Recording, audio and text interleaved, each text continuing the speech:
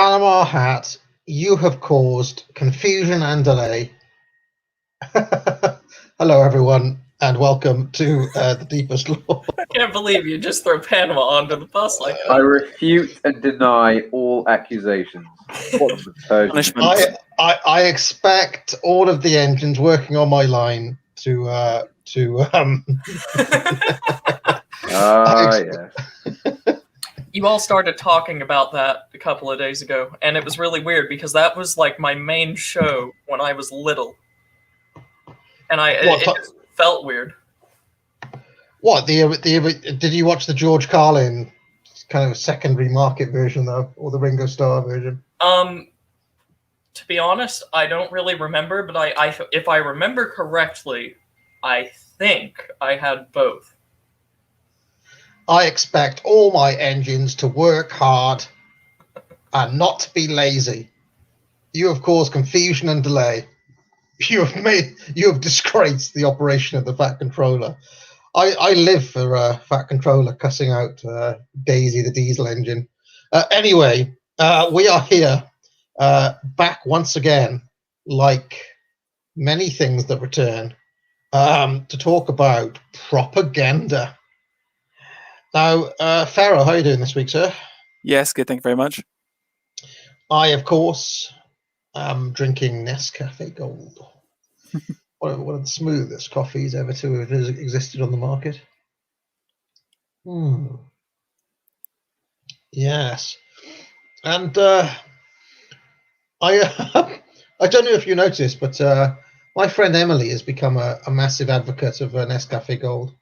And she was asking for my kind of tips on romance the other day, expecting me to send spreadsheets, and I just sent her a compilation of Nescafe Gold adverts, and I think that basically won over her heart. So no doubt when you were courting Mrs. AA, you just rocked up with a coffee, like a pot of Nescafe Gold. Yeah, exactly. Yeah.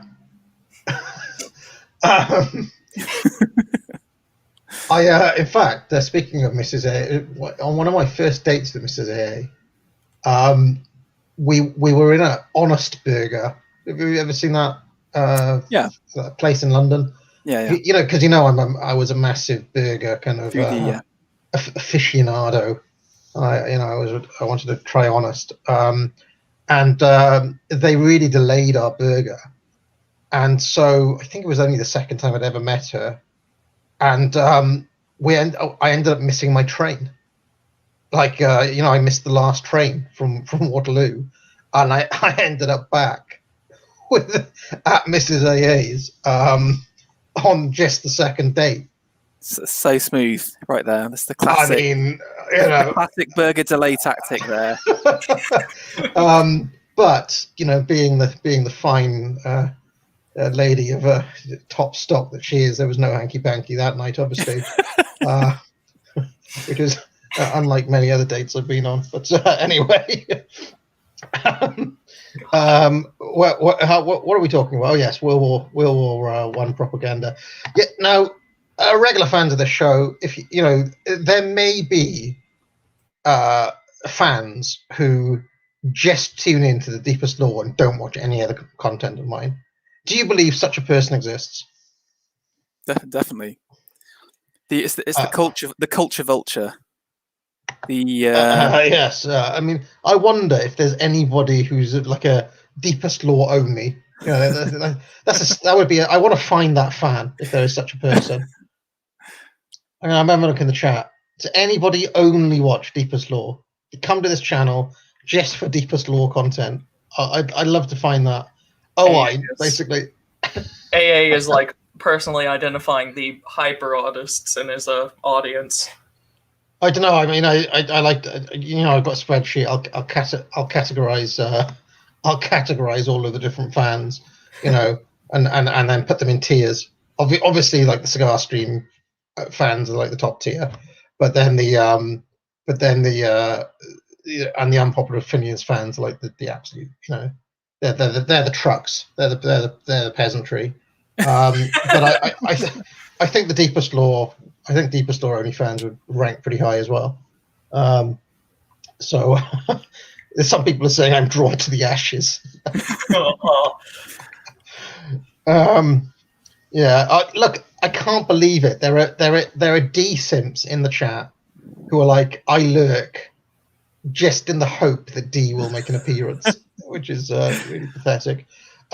Anyway, let's get on with it.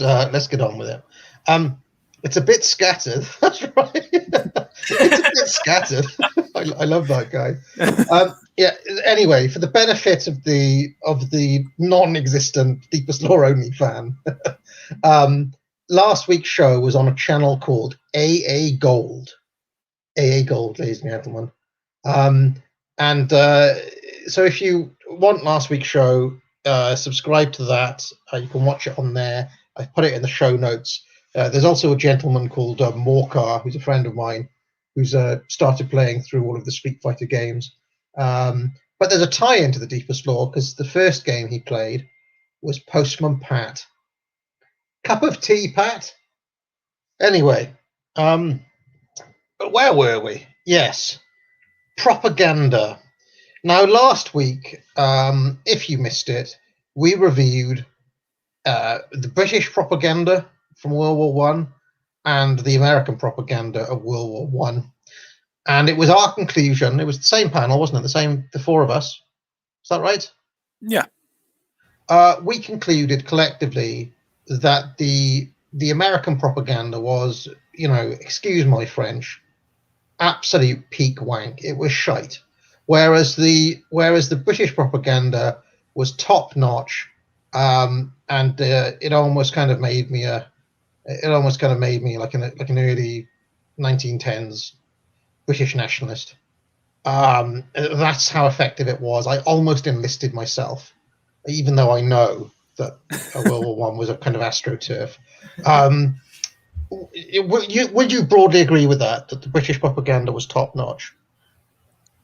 When compared with the American propaganda, yes, and I maintain that position because throughout American history, we have an unfortunate tendency to suppress any sort of national symbolism or identity that arises in favor of like an artificial federal identity instead.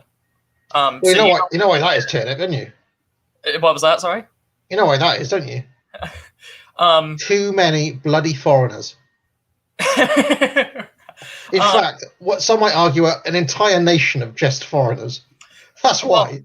Well, one might also see that in a hypothetical conflict between, say, a more national, more original American identity and a less national, more Northern American identity, we find that one of the armies was made up almost half of new immigrants, and one of the armies was made up of the what at that time had been like 200-year native stock.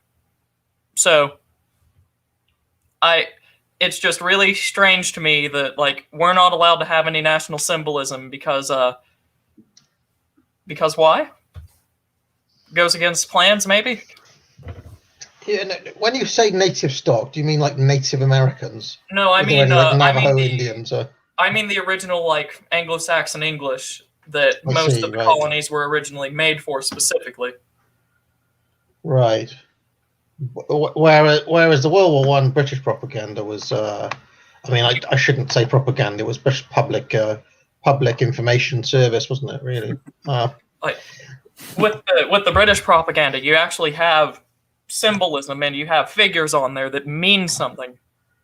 Like you got, some can argue how much it has fallen at that point. You guys actually have the monarchy to fight for. You all have the country to fight for, which has been around for millennia. We don't have that. Yes. For England, God, and St. George. Anyway, shall we have a look at some Russian propaganda? So, just to explain the context, the old Tsar was still in power at this point, wasn't he? Yeah. So most of these that I've managed to pull together are from the Whites, and then we've got just a couple from the Soviets. And I just wanted to do a little shout out to Galahad, who did the translations for these. So thank you very much for doing that. So he's annotated all of these with the translations. So let's have a look. Sign up for the 5.5% war loans. More money, and the more money, the more shells. Oh my God, they're pulling the same tactics as the Americans. Yeah, remember the war bonds? Yeah, but like it's interesting because the American one was kind of like you would have like that metaphor, the allegorical figure of liberty, and she's being, it's like a scout or someone like that handing her a sword. The Russians are just like, we need shells. Please send us shells. And something else, if I'm a Russian and I see this, I see countrymen fighting, which you didn't see with the Liberty loans on most of the American propaganda. I'm more drawn to the Russian one if I was a Russian. Hmm. Like I don't know if you noticed, and a lot of the American ones, when they appealed to, or when they were trying to drive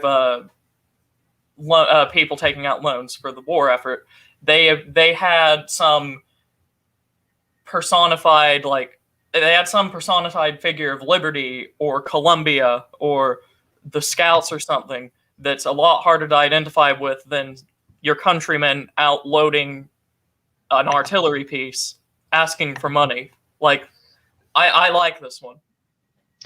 Now, there's some disagreement in chat about whether this is from the Whites or the Tsarists. Same thing. I think when they're saying Whites, they mean the Mensheviks as opposed to the Bolsheviks, who are the Reds, because there was a split in the colonies. I'm thinking Tsarists. Well, Yes. hang on. Is this from the First World War or from the Civil War? It's from the First World War. All right, so yeah, it's just the Russian Imperial Army then. Yeah, I think there's just confusion about what the Whites are. The Tsarists were Whites as well, right? Just Yes. different stripe of Whites. Yeah. Yes. The white stripes. Even the Mensheviks, a lot of them went for the Reds, so they're not really the category to determine the split.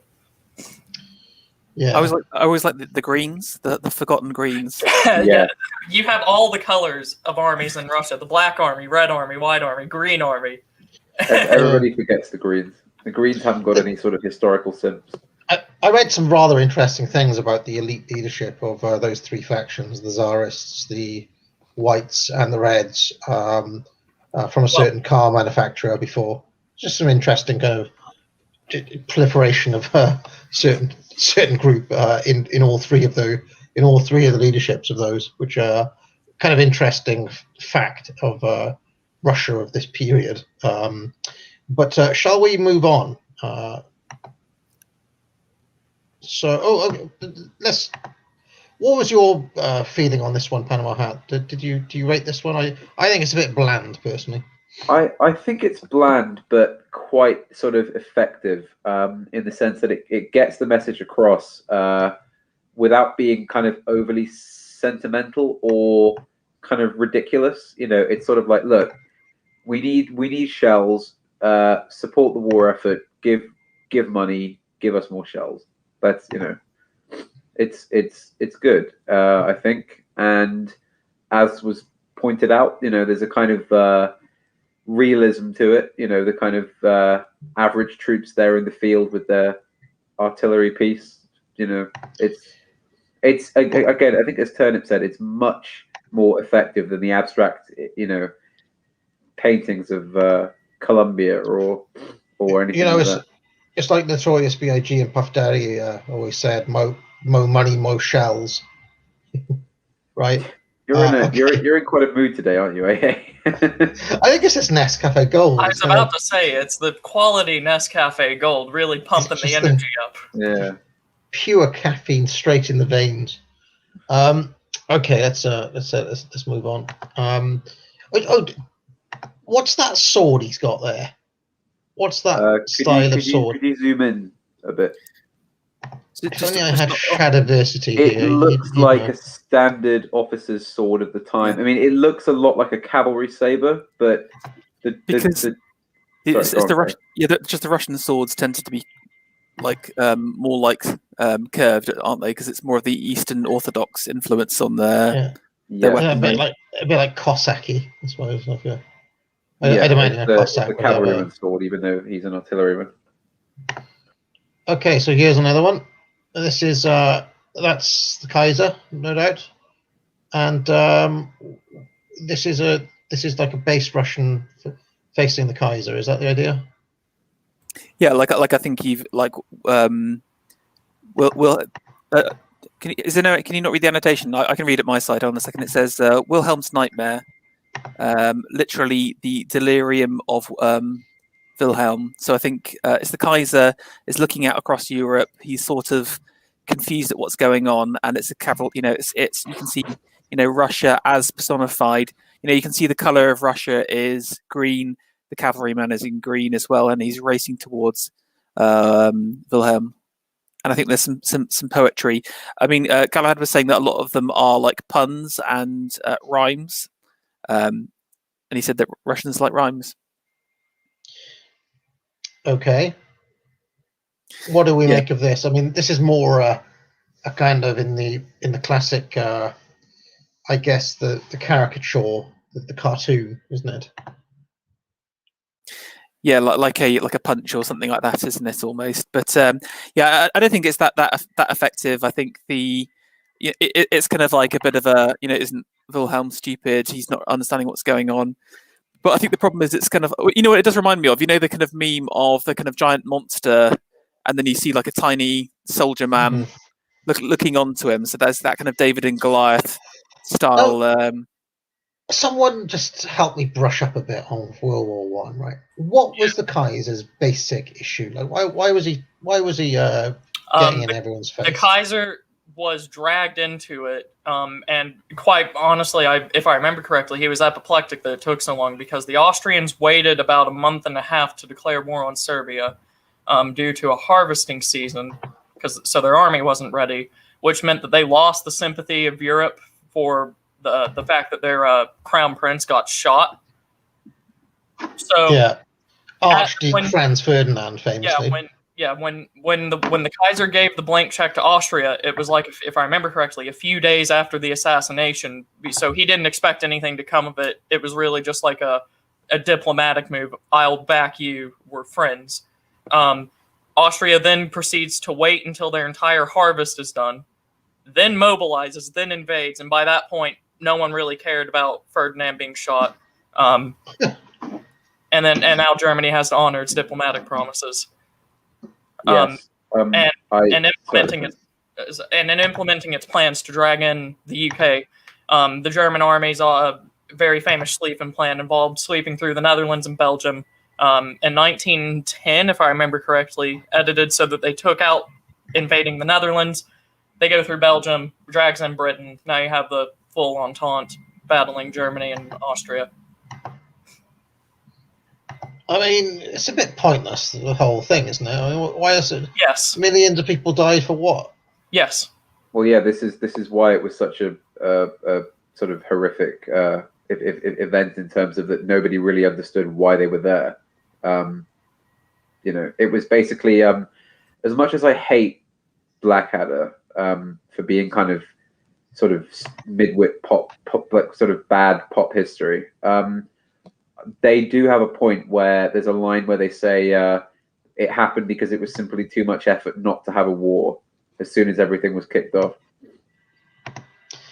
Yeah, I bet certain people profited from the whole endeavor, though. Well, we know that certain people profited from the whole endeavor. Look, AA, I don't know how much I can say on this stream, but you may want to look into something called the Marconi Affair, which occurred a few years earlier. Just in case you want to know what was. Well, the thing I can't get out of my mind ever since I did that Weimar stream was the fact that the net result of the First World War for the Germans is that a third of their land had been bought by international finance. Well, yes. I mean, that's a lot of land. And we're seeing similar things happening right now. with Bill Gates buying up farmland, for example, all across America. Yeah.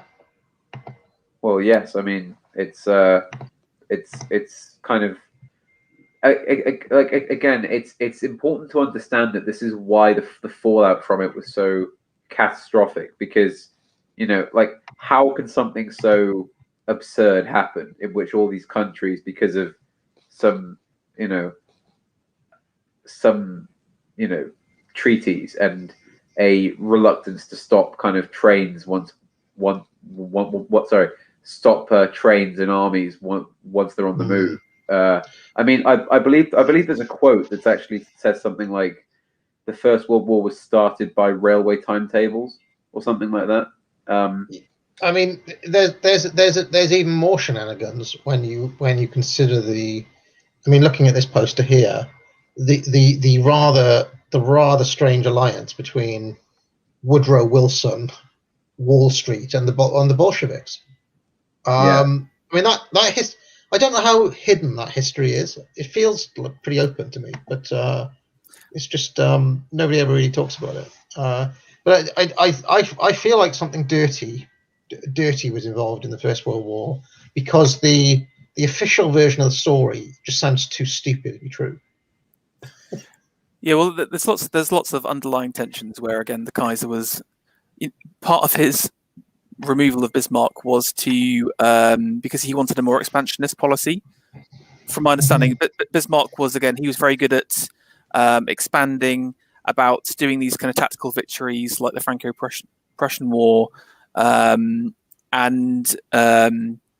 slowly advancing and getting these little tiny wins and growing organically, while Wilhelm was just like, I just want a whole lot of land. I want like naval dominance as well was a big thing, with all the U-boats, etc. So people are asking about entropy. Entropy is on, I believe, just nobody's in there as far as I can tell. You just click the link in the show notes, and you'll find entropy. If it's not working, let me know. Yes, I do. I mean, I do think that it's a mix of. It's never ever just one factor.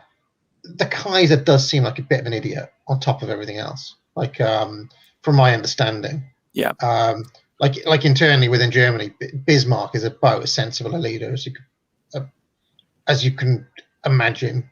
From my not that I've read that deeply into World War One, but I'm led to believe Bismarck was pretty sound. And the Kaiser just got rid of him because he was an egotist. I watched this awful documentary on the Kaiser Panama that you would probably dislike, because it was heavily pathologizing him and trying to say that he was abused as a kid, and that was probably the reason why he was such an idiot, basically. Yeah, I don't go in for that sort of thing at all, as you said. Well, I mean, because it's psychologizing it, but it's also basically saying, oh well, the World War One happened because he wasn't hugged enough as a child, essentially. With the replacing of Bismarck, you also have to keep in mind that the guy was really old and had basically outserved most of his peers. So for all the great that he did do, he was really hard to kind of get to work with the rest of the government once his generation had left or retired or died. So you are dealing with a generational gap here. At some point, he does have to leave the government because he's going to work himself to death, may slip up, or the whole government's just going to be divided between Bismarck and his younger peers.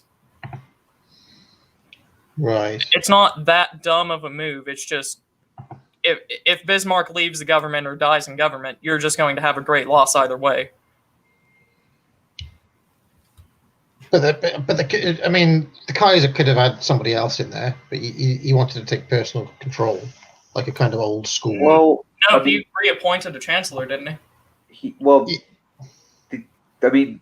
the other issue that you have is that Germany's political system, for all the admiration of it that gets spoken, it was quite cumbersome. And quite unwieldy. And I mean, for example, I believe at the time the war broke out, the majority in the parliament were the socialists. Yes, the Social Democratic Party, which caused huge headaches for the Kaiser and his staff in actually getting the war on.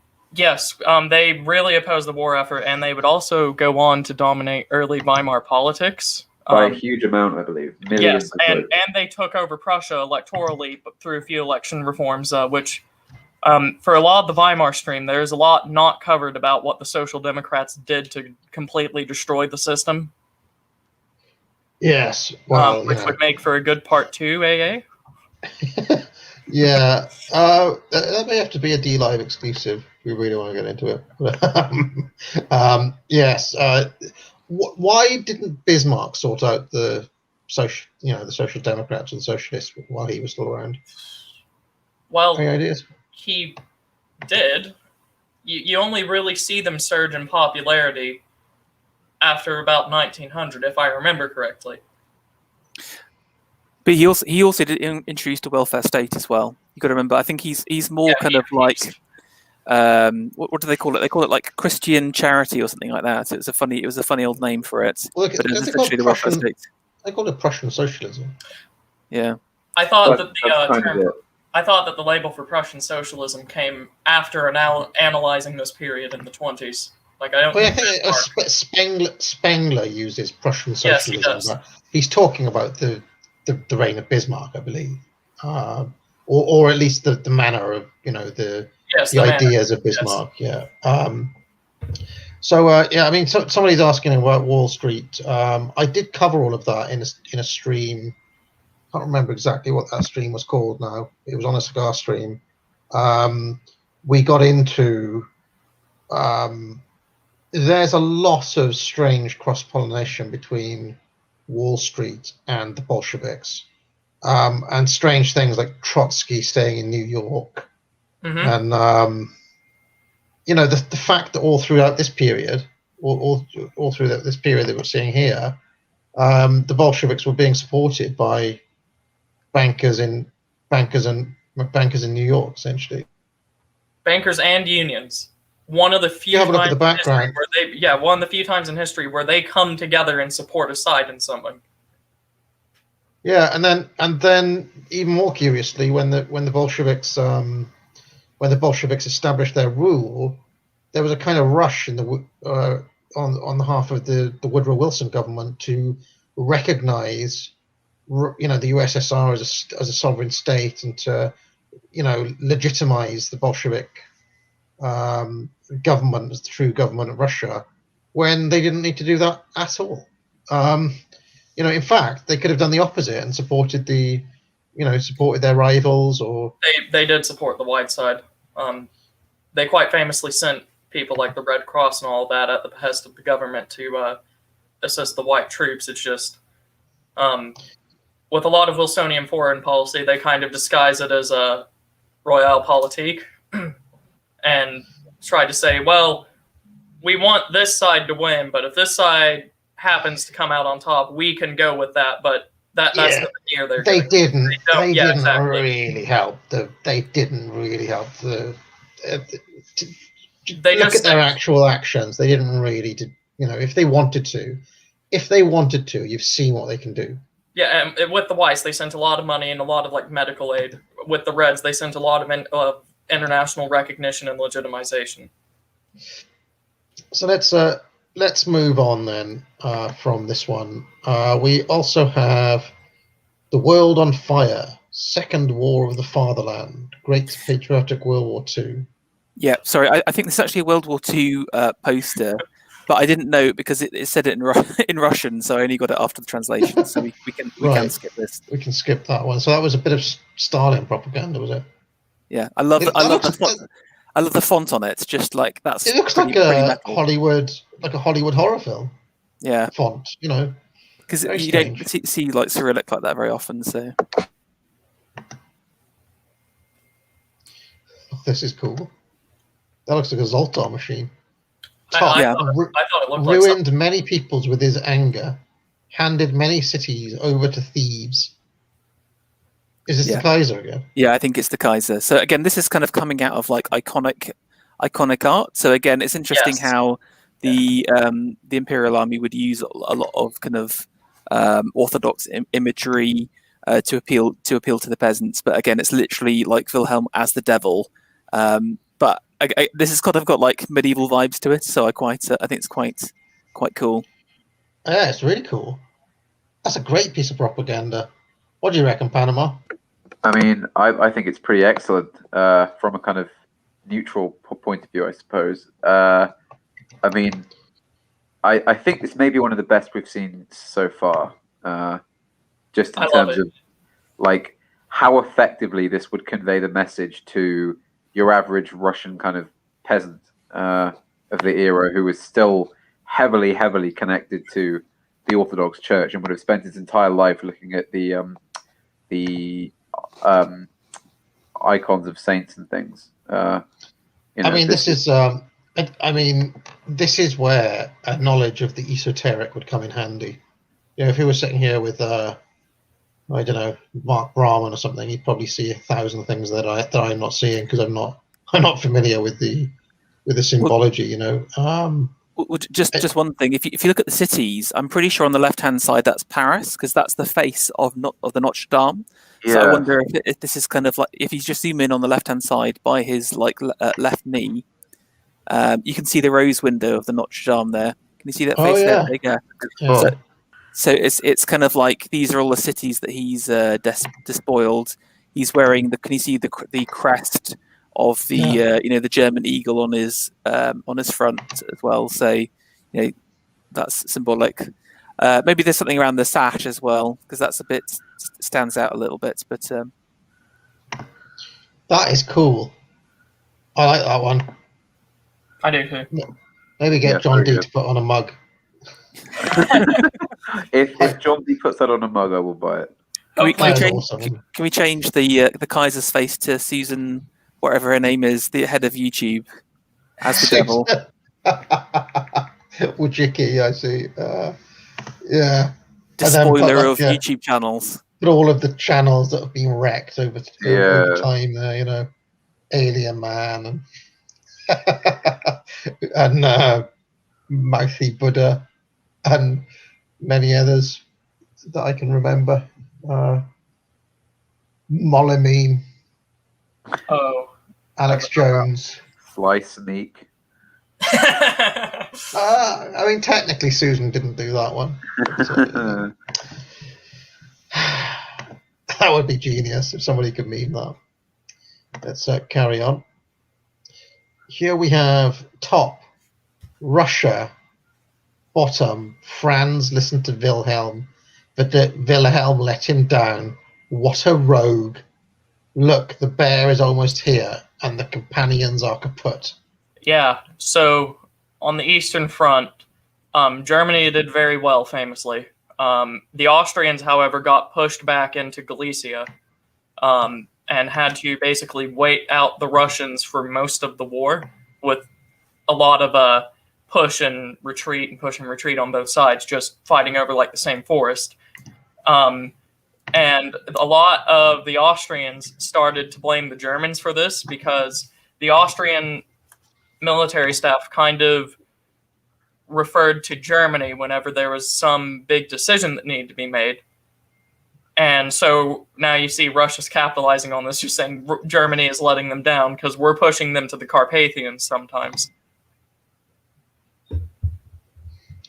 Yeah, it's interesting that they play on the loyalty aspect. I mean, what was Russia's involvement with this war? Why did they get involved? They got involved because Russia was the protector of Serbia, which was the original war declaration. Because of the Orthodox and Slavic similarities, there's a movement in Russia throughout the 1800s that had a very significant focus on Slavs instead of just Russians or people of that sort. Instead of just Russians, Ukrainians, people inside the traditional Russian Empire. So they saw themselves as a natural protector of the Balkans, which was just freed by the Ottomans. So when Austria declares war on the newly founded Serbia, or I say the newly founded, the newly independent Serbia, Russia has to go in to protect them. Were the Ottomans on the German side in World War One? Yes. The Ottoman Foreign Ministry under Enver Pasha, if I remember correctly, they did a false flag attack on the Russian fleet in the Black Sea. It was something like, it wasn't the Ottoman boat that did it, but they had the people wear fezzes so that the Russians could identify them as Ottomans, and then the Ottomans would get drawn into the war because there were Ottoman claims on a lot of the Caucasus, which was under the Russian Empire's control. Well, after learning about Ottoman sexual practices from Julius Evola, they were clearly on the baddie side. They were the baddies, the Germans and the Ottomans in World War One, surely. Interesting facts about just the Ottomans. Just a second, because the famous Sykes-Picot Treaty, which carved up the Middle East. Mm-hmm. Russia was originally, the Imperial Russia was included as part of that agreement. Yes, and they were due to get Constantinople, and Constantinople was meant to be its own separate country that the Russians would have kind of like when they're kind of not fully in charge of it, but they're sort of looking after it. But protectorate. Protectorate. There we go. Yeah, exactly. So if the Russians hadn't have flipped to communist during the war, Istanbul would be Constantinople today. Oh, I wish. Do you know they made a massive tactical error, both the Ottomans and the Russians, because if you ever play the classic board game Diplomacy, you will know that you can form something called the Juggernaut, which is an alliance of Turkey and Russia, and they're basically unbeatable. You'll take the map every single time if that alliance stays strong. So whoever it was that, whichever forces it was, whoever was behind this war had obviously mapped out, well, can't let the Ottomans and the Russians buddy up because it's all over. If Putin and Erdogan buddied up, Europe would have it, because how do you stop the Juggernaut? It's the laws of diplomacy. In all seriousness, if the Ottomans were to join the war, it had to be on the German and the Austrian side, and that's because the Germans and the Austrians had been essentially throwing money into the modernization of the Ottoman Empire, and if I remember correctly, they owned the majority of the infrastructure in that empire under a special treaty that they made. So it was either the Ottomans stayed neutral or had to join the Central Powers. There was no opportunity for the Juggernaut, I'm afraid. I tell you what, if the trouble with the Ottomans, they were constantly fighting with people they could have, if they just buddied up with their natural enemies, the Persians and the Russians, that would have been, they could have just taken the map. They could have taken the world. Yeah. But they just never, they were always fighting with each other. Idiots. Anyway. I mean, there would have been epic battles for cultural supremacy in the elites of that threesome. Like, who's got the best literature? It's got to be the Russian, surely. No, yes. It's the 7 great Persian poets. I don't know if the Turkish have any literature or culture, but I'm guessing they do. Yeah, I'm guessing they do. I mean, the Ottomans did pretty well to stay in the game as long as they did. I mean, they're basically like, you could feasibly do like a Crusader Kings 2 game, starting like in the Middle Ages and riding that empire all the way through until they make it very late. I mean, AA, if you're interested, then certainly buy some books talking about the Middle Eastern campaigns of World War I, because they are fascinating. I mean, like, and of course, like, I mean, personally, I have an interest in kind of later cavalry warfare, and there are some great cavalry and sort of light horse sort of things going on there as well. On top of there being like tanks and planes and sort of siege, sieges of great sort of crusader towns. It's quite fantastic. Do you know, Spengler's got very interesting. Speaking of the Ottomans, Spengler's got a bit somewhere, and it's Decline of the West is massive, so I can't remember exactly where it is. But there's a really interesting bit of that where he talks about the parallel. So civilizations have different faces. So it's all, Europe is a civilization, but there's the Anglo face, and there's the German face, and there's the French face, right? It's Faustian, isn't it? Like the main group. Yeah. So he's like, well, there are different kind of flavors depending on, and so it's like, well, the Anglos are very kind of pragmatic and tradey. The French are very kind of cultural. If you pick them in Civilization, the game, they'd get like a culture civic bonus, something like that. Where and the Germans have like a military tradition, and they're much more military minded. And Spengler has this argument somewhere where that same structure is mirrored over in the Middle East, where you have essentially three similar cultures over there, where effectively the Persians are the French, the Arabs are like the kind of the military minded folk, and the Turks are like the is it that way around, or are the Ottomans more like the Germans? I can't remember. If it was, I think I would disagree with that. Just because the Ottomans have always had trouble getting an effective military mustered after, or were the Ottomans more like the British, where they were more trade? I can't remember. But, to me, that parallel would make more sense. They're definitely they're more like empire builders. They were similar to the British Empire in terms of they would sort of install their elites, let the people rule locally, and then just get on with stuff. So that. If you look at the way that they ruled their empire, there is similarities to the British Empire, and obviously we, allied with them over in the Crimean War, and that's how we got Cyprus.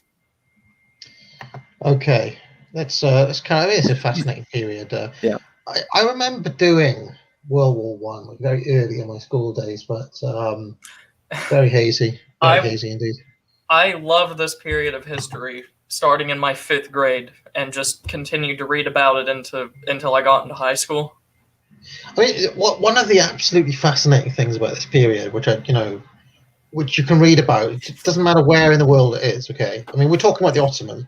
The Ottomans are some like weird, anachronistic kind of, what the hell are they doing in the 19th century? And yet they're still around. And they probably could have made it farther, if you remember correctly. Like, the thing that really brought it down was that Turkey declared itself independent from the empire. Right. Yeah. So I don't know the extreme specifics, but they really, as the empire, neglected their core population in Turkey. Interesting. So it was like a kind of multicultural empire. Multi-ethnic, yes.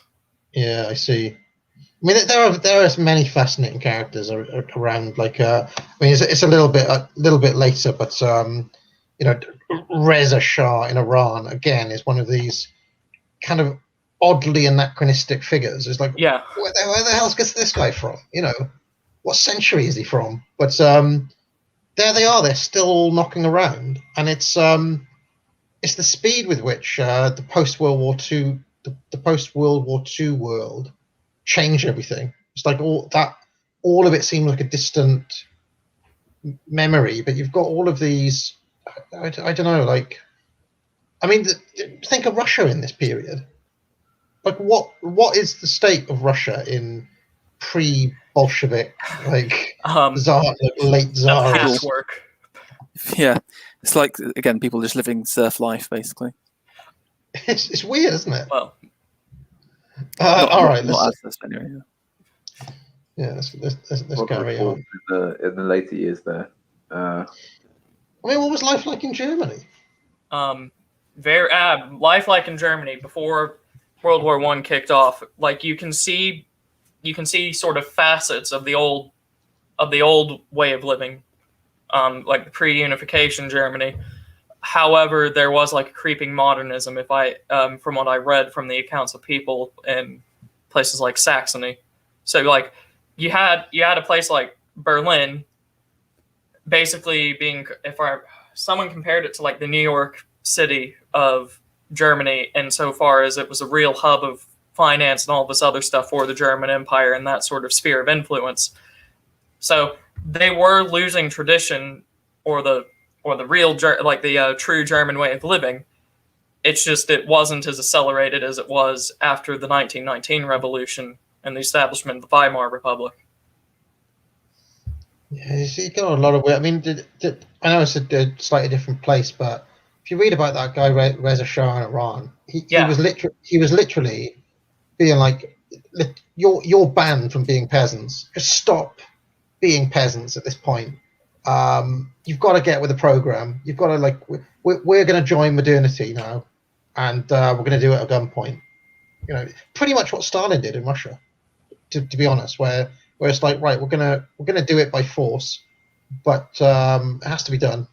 Essentially, you can't live like it's 1328 anymore.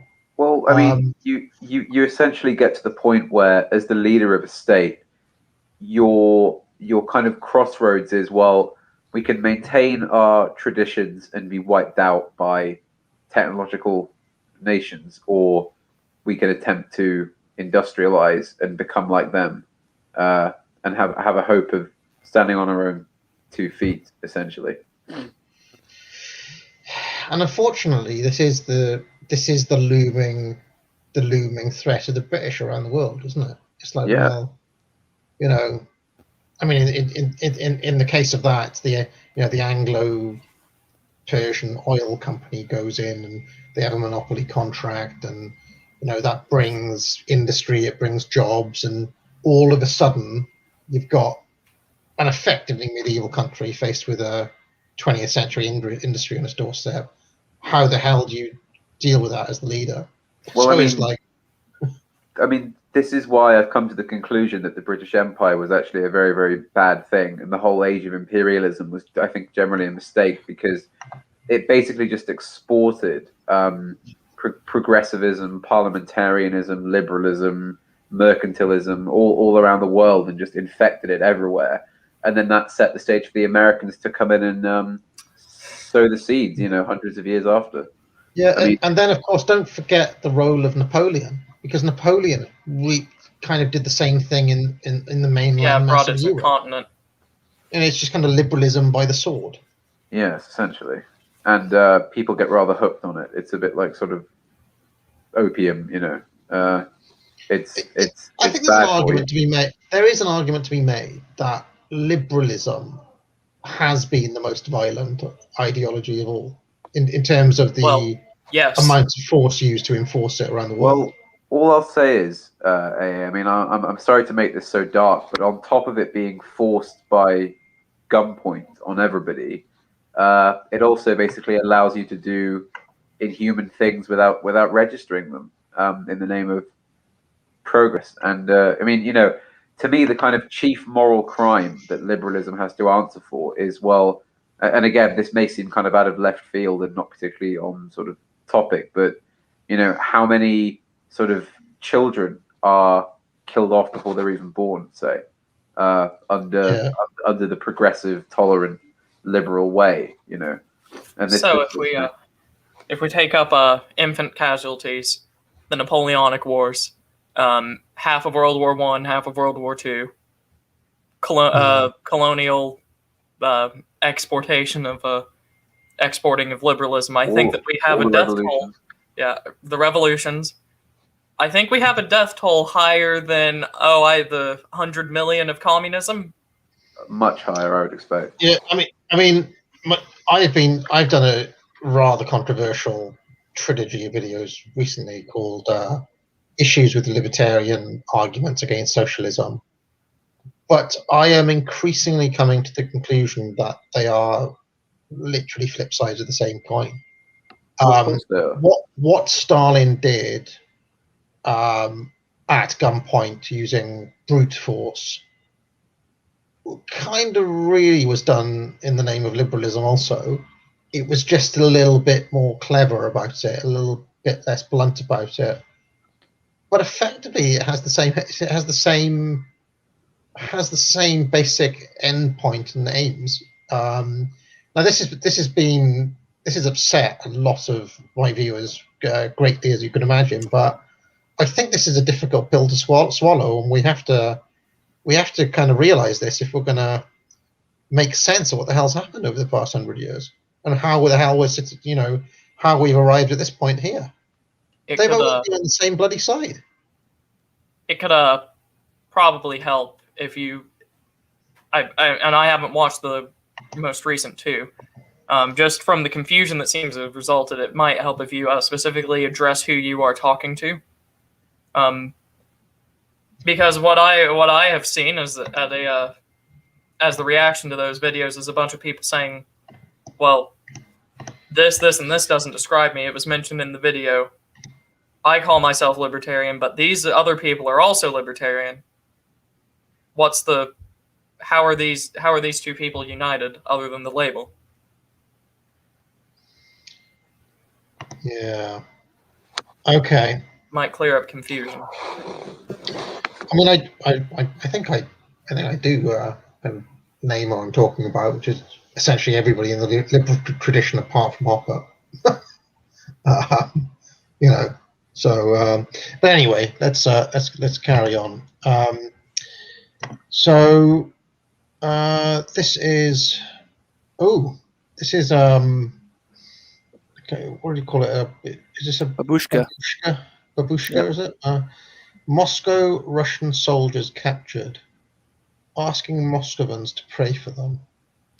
So basically, yeah, that's the in brackets is from Galahad's commentary on it. So the slogan is, there's loads of Russian soldiers captured, because I think basically this is the point. So at the beginning of World War I is Imperial troops fighting. They do relatively well, and then against the Austrians, the Germans come in, start trouncing the Russians, and they start to lose badly. But this is very much it's some pathos. It's an appeal to the grandmother as well. Think of it. We haven't seen the grandmother being brought into a single poster so far. We've seen the father or the family or the woman and the wife. But I thought that was quite a nice contrast, where again their kind of family bonds and connections are so strong still that you need the kind of grandparents to kind of support, and also it's you can see that she's praying as well. So again, there's this religious element into it where like if you see all the other posters previously, there is maybe in some of the English ones or the British ones there is an appeal to God or to a transcendent figure, but this is kind of the most explicitly appealing to a non-materialist idea, which I thought was also interesting in the Imperial side. Yeah, one of the things I remember from reading some Russian literature and so on is that in the Russian way of thinking and writing, they never, like, this woman stands in for kind of like a Russian every woman, essentially. She represents more than just herself. Is that anything that you guys know about? Almost like you're saying, like a John Bull for women, it's like they have set archetypes of. Yeah. So, and if you ever read Solzhenitsyn,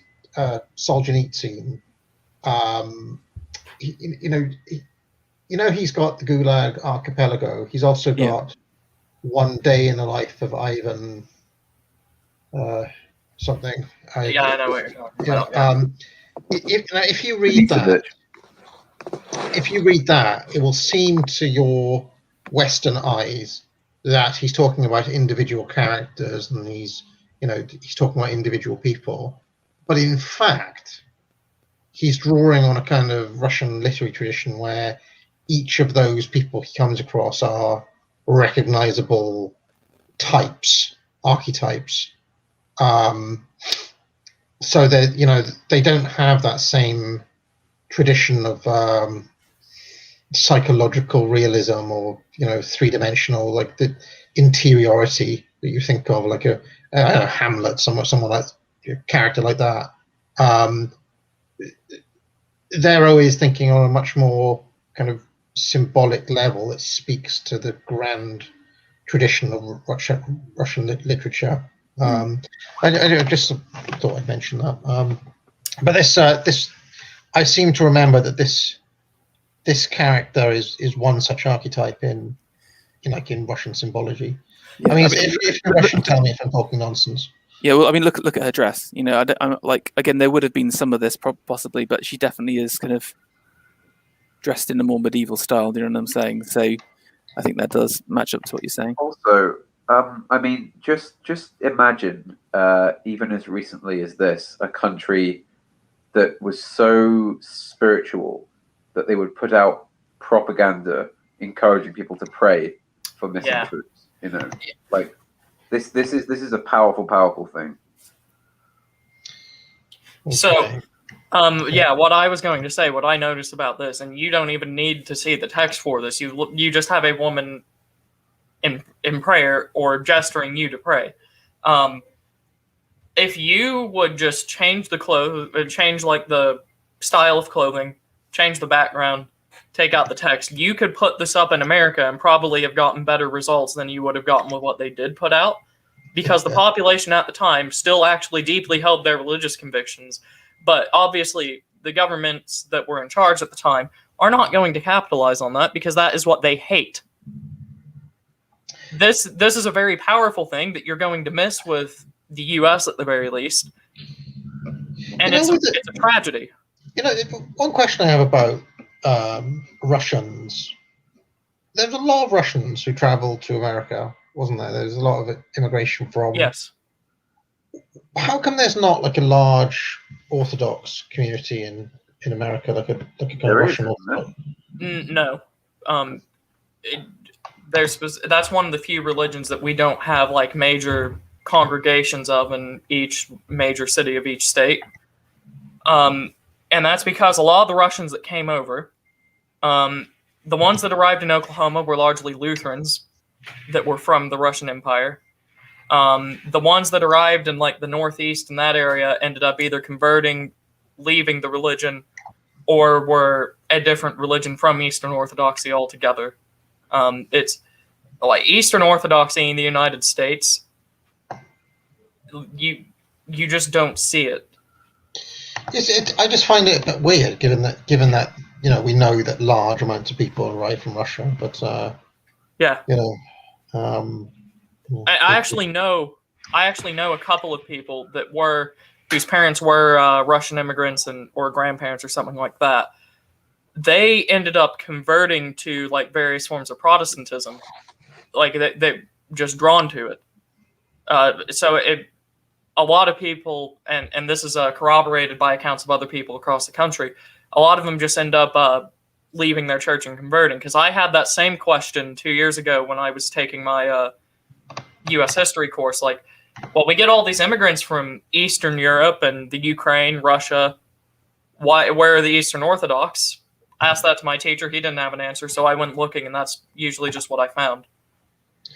Yeah, I mean, some people are saying a lot of them were Jewish, of course. Well, no, they weren't a majority. That is true, but they couldn't all of them.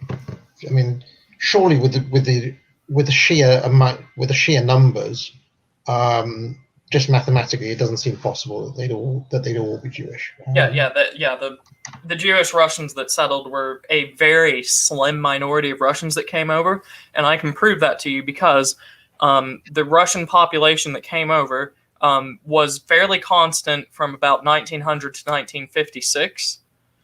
Mm-hmm. The Russian Jews settled largely in New York City and the Boston cities along the East Coast. Yeah. They numbered in like the tens of thousands. The rest of them ended up going to the Midwest and largely Oklahoma. There were a lot more than 10,000 of them. Yeah, but I mean, again, this is where history gets difficult. According to a certain car manufacturer, the census was fiddled, and that those stats from that period cannot be trusted because people went down as quote Russian when they weren't, when they were,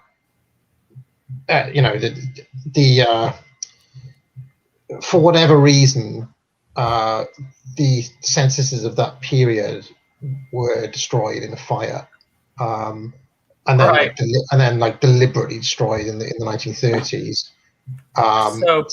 So it's a bit shrouded in mystery, that whole. So that then whole my theory. counter to that would be you would have to look at the descendants of people that were marked Russian, who then went on to settle in the country outside of places like New York City. Mhm. And a lot of the people that are Russian outside of New York City are not Jewish.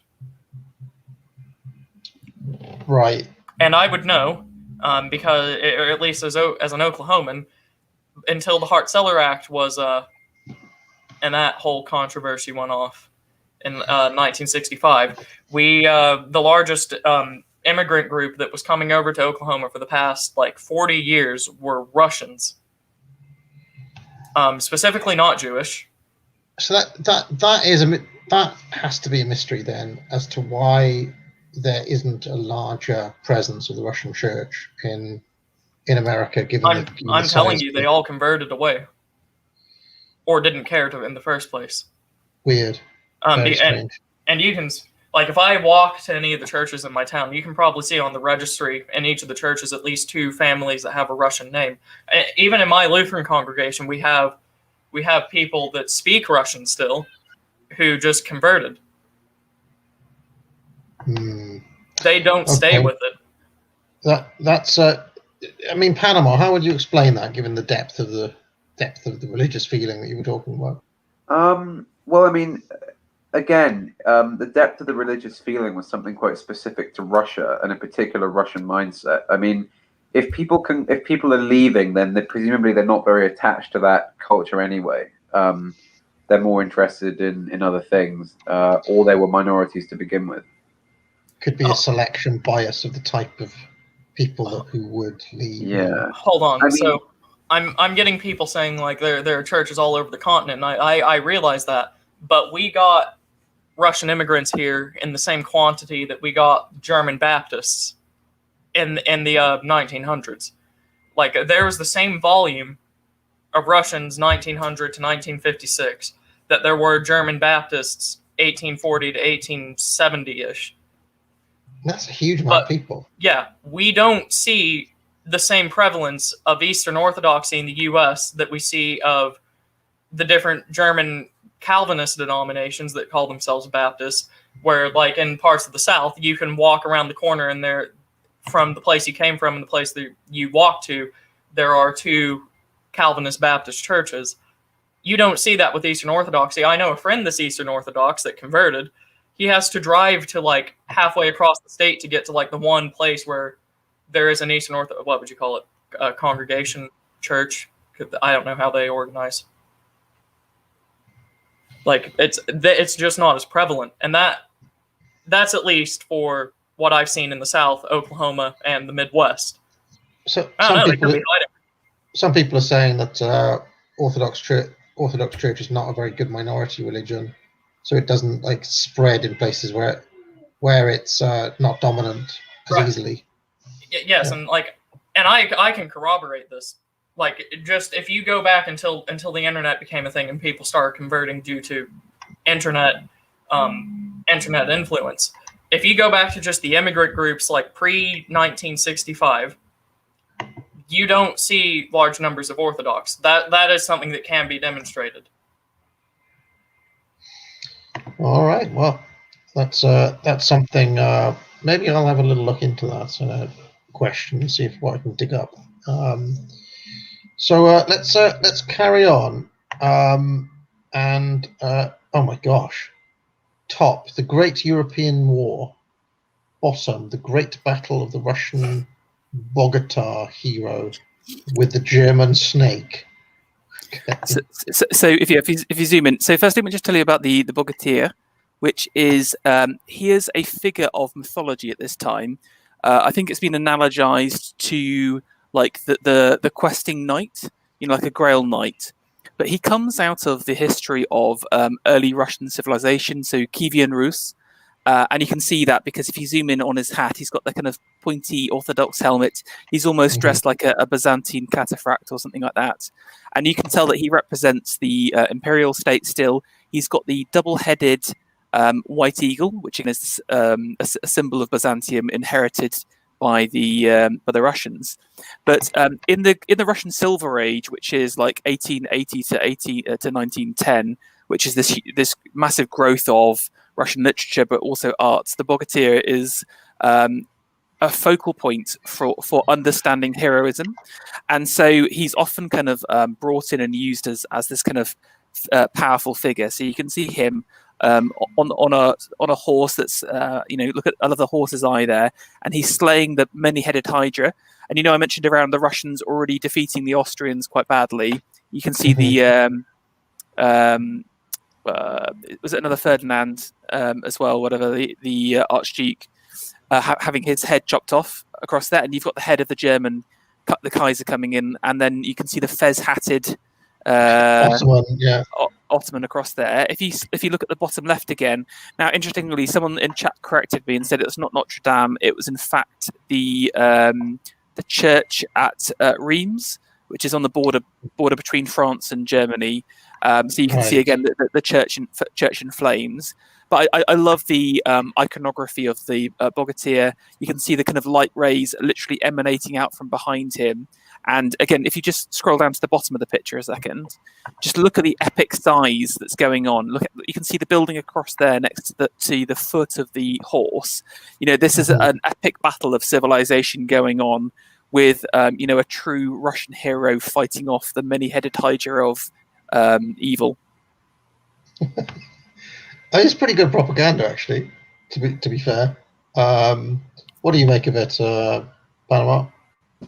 I mean, again, for the kind of Russians, the patriotic Russians of this era, this is like crack cocaine. I mean, this all these kind of mystical creatures killing off this sort of demonic illustration of the Central Powers. I mean, it's really quite something, and I think there's something to be said for the fact that spiritual values are far more powerful than rational ones. And it doesn't matter how many times you're called to defend liberalism or sort of purchase money and give money to the sort of financial matrices of the government.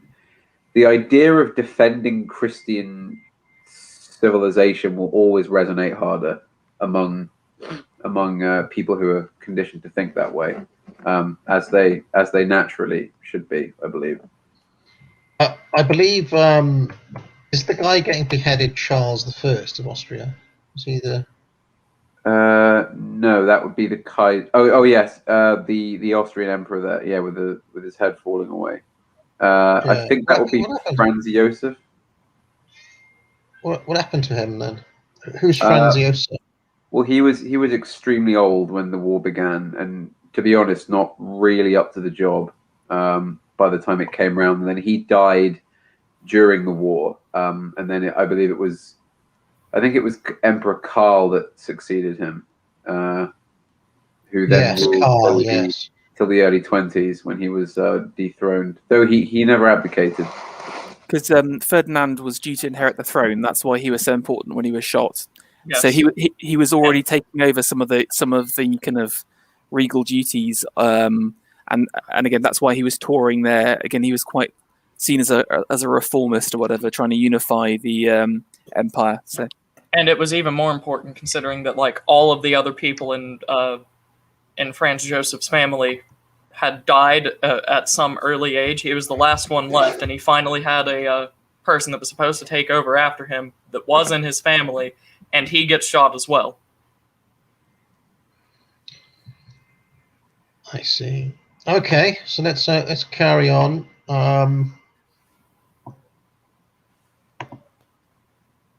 This is another one kind of in the epics kind of.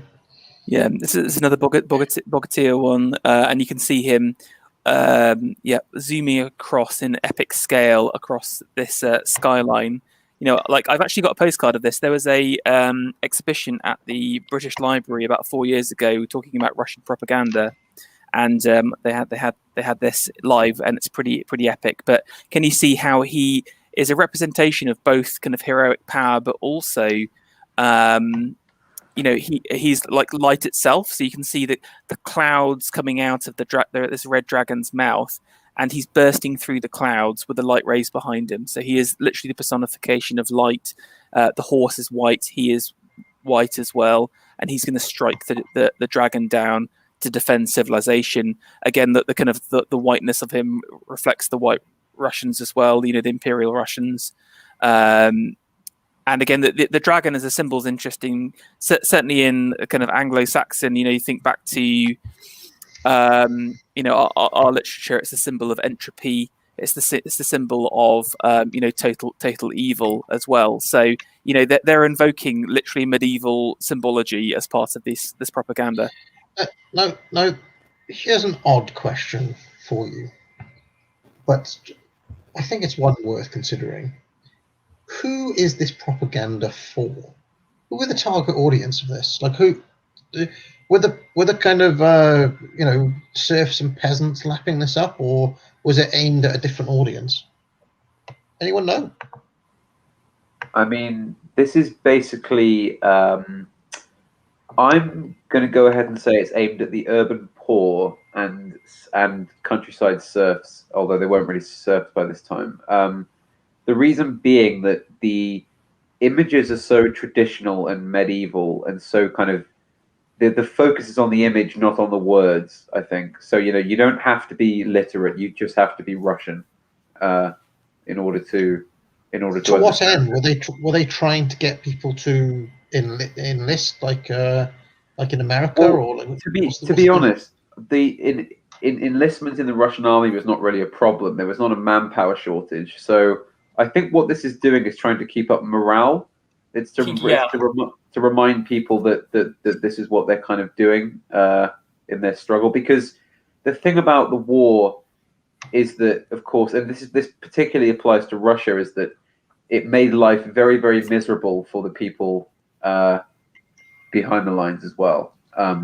So stuff like this was very important to kind of remind people that you're eating less and you're having less because of the war effort.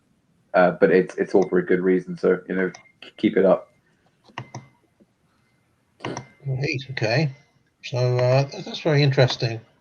I mean, it's interesting that they'd actually bother. Do you know what I mean? Like, someone in chat's pointed out that it could be a Civil War poster as well. So maybe that's to again get troops together for that. But yeah, all of the symbology works both with elites and the peasants there, because the peasants would understand this instantly.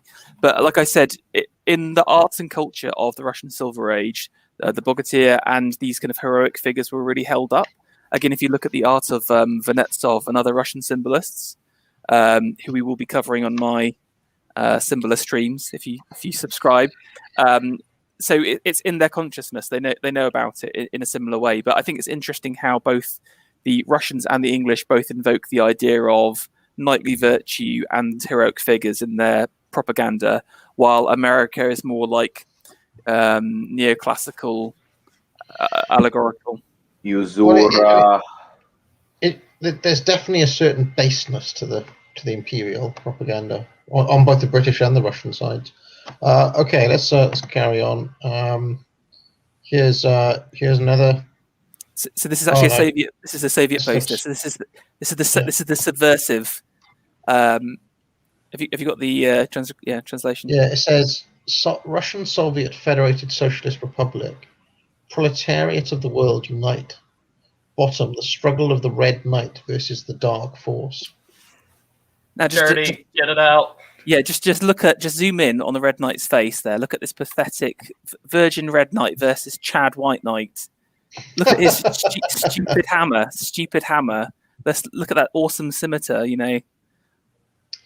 Yeah, I'm pretty against the socialist poster that literally accelerating the Kali Yuga in front of our eyes here. It's interesting how so the October Revolution is in 1917. So literally during the war, we're having this kind of big civil war happen. But it's interesting how they're trying to evoke the heroic in a Soviet poster. Again, think of all of the full-on communist posters later. They abandon all of this. It's all about the people instead. but they're still trying to live inside this mythological world, look, and it doesn't narrow work. eyes too close together, dishonest chin. A dishonest chin. I think that the comrade that made this later got purged for lack of women's representation in the poster. Who's this figure on the left here? Is this? I wonder if it's kind of showing, like the White Knight doesn't play fair. It's always 2 versus 1, and he's still winning. He's literally like a blacksmith dressed in his apron. He's got the hammer and sickle on his shield, and he's holding the hammer as well. Look at the fear in the Black Knight's face, again, evoking the idea of the Black Knight. It's again really plugged into medieval symbology, but again, just doesn't work because it's trying to like leech off something that they're not. Soviets aren't, communism isn't heroic. Yeah, and that was the last one. So shall we dip into some of Team Evil's propaganda? So this is yeah. I think you mean Team Awesome. What, the Germans? I mean, what's this? Yes. Okay, so I've got translations for all of these. Okay. Oh, wow. First one is supply rabbit furs. The translation reads: supply rabbit furs to dealers and breed associations. The army needs them. So I think it's for like fur linings. But I put this in just from an artistic perspective. It's again like what you find with the German posters as opposed to everything else. So I think the Russians do quite well with the symbology, but the Germans come from a tradition of the German Expressionists, and they have this history of woodcut and graphic design. So if you see the actual kind of graphic design, they're only using like 4 colors in there. It's very blocky, so it's quite an artistic picture. But notice the kind of horrific font they use. The Germans are very much still using their kind of Gothic font, which makes it impossibly hard to read. But this feels like home to me. This, I recognize the font and I recognize the art style just because that's how like that's how congregations, Lutheran congregations, if they are still actually Lutheran, will make things. Like we had the 500-year anniversary of the Reformation a couple of years ago. Cringe. Same Gothic font, same art style. Shades of Watership Down, really, isn't it? Yeah. All right, let's carry on. Sorry, Farrah, I didn't mean to interrupt you during. This one's called "Good Books, Good Comrades. You two give often and of many kinds. May a good book always be at hand." So I think it's trying to it's like give a book to your army. But what I love about this is like literally the British are like kill the enemy. The Germans are like send a book to your officer in the trenches. That's they're still being studious. We need rabbits. We need books. What is this? Yeah, sorry, Tony, go on. What I was going to say is that you have to keep in mind the demographics of the Germans. A majority of them are going to be Lutheran, or some, like the Prussian Union, something like that, some offshoot of it. There is a very strong tradition in that of literacy, reading, learning, and all of that as a sort of method to become closer, or I say become closer to advance your relationship with God, better find out His creation. That was something that Lutherans emphasized from day one. It doesn't surprise me then that largely the Lutheran Empire is going to be asking for things like books, things of that sort for their soldiers. It's just been something that the Germans have done for since that part of history kicked off. The other thing too. Bunnies, come on. No, but hang on here, because you have to remember that. So first of all, to deal with the whole rabbit thing, I mean, Germany's supply position for the whole war was very precarious. It was cut off from its African colonies, pretty much, and it did not have steady supplies of many goods. So there was a reason they were asking, people to hand in rabbit pelts for the army. And this thing about the book, of course, is that. I mean, this was true for most areas of the war, but particularly true for the Germans on the Western Front, is that 80% of the war is not spent fighting. It's spent, sat on your ass in a trench. And if you're going to spend like months and months and months on end just sat there, you're going to want books, aren't you? You're going to want things to keep you occupied, because if you run out of things to keep you occupied, you're going to get up, you're going to get restless, you're going to get mutinous. Was there a German version of Wilfred Owen or any of those kind of World War I poets? Yes, I believe there were, though of a very different sort of vein. And a lot of them are not translated, so I haven't had a chance to read them. All quite on the Western Front's written by a German, wasn't it? So yes, which is an interesting companion piece to Storm of Steel. One of the things I do remember about doing World War One in history is that, do you ever get those moments where you're in class in school, you're 13 or 14 or something, and you just get a fit of the giggles and you can't stop, and you're almost like on the floor laughing? Yeah. I got that when we were looking at World War One trenches. Mustard gas. What? When I noticed the detail of an elbow rest, and it tickled me that they might just want to rest their elbow at one point. It's like you couldn't stand the humanity. Your feet are kind of rotting in a frostbite, but you may want to just rest your elbow. But looking back on it, it was probably just to rest their arm to fire their machine gun, wasn't it, or whatever? Did they have machine guns in World War One? Yes, specifically. Yeah. Lots of them. Yeah. Okay. Let's have a look. Okay. So to explain this one, I actually learned something as part of this. So, we have the kind of John Bull figure. Apparently, the Germans were envious of that. So they created a similar figure called Michael, Michael or EL, as a kind of German everyman. And the translation, so you can see him, Michael, he's blindly going off into the furnace with a whole load of goods. And the title is What England Wants. So England wants the destruction of the German everyman. Okay, and then this is quite long. Not only the belt of humiliation around your loins, no, to send you weighted down into the abyss. Are you tapping, Michael, blindly towards your calamity, towards the curses of your heirs? Hold out in triumph, even if it's the last loaf. England down or disaster. Who's Michael? So Michael's this German everyman. Oh, right. Sorry, that's Michael.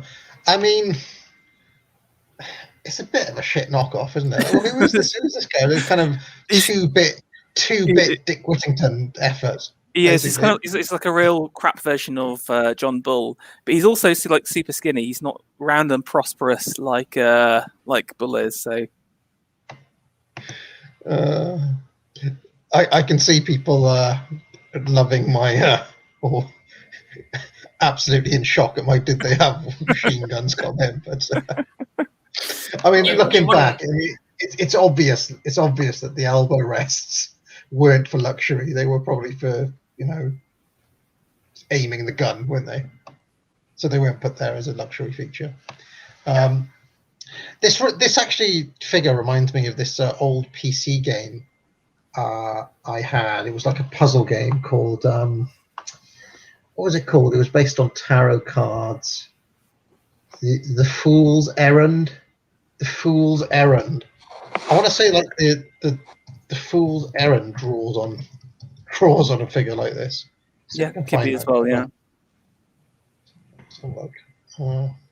The poster does have kind of a sort of late 80s graphics vibe to it. It's weird, isn't it? Yeah. Look, the Fool's Errand. I told you there's elements of this character in there. Can you share it? We can't see it. Hold on.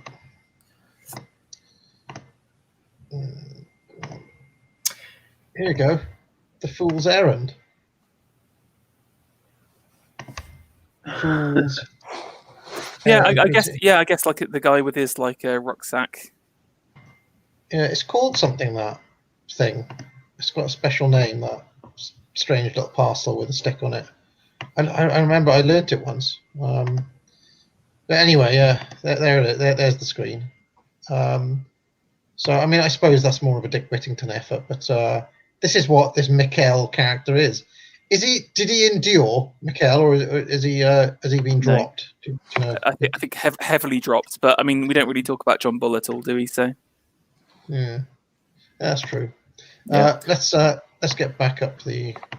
Yeah, there's a good question in chat where the Germans into graphic up before everyone else, but you've got to remember they pioneered the printing press. So, since the Renaissance times, woodblock printing was their kind of forte. So again, that's why the graphic style is so evolved. Again, you can see the blues matching the contrasting with the yellows.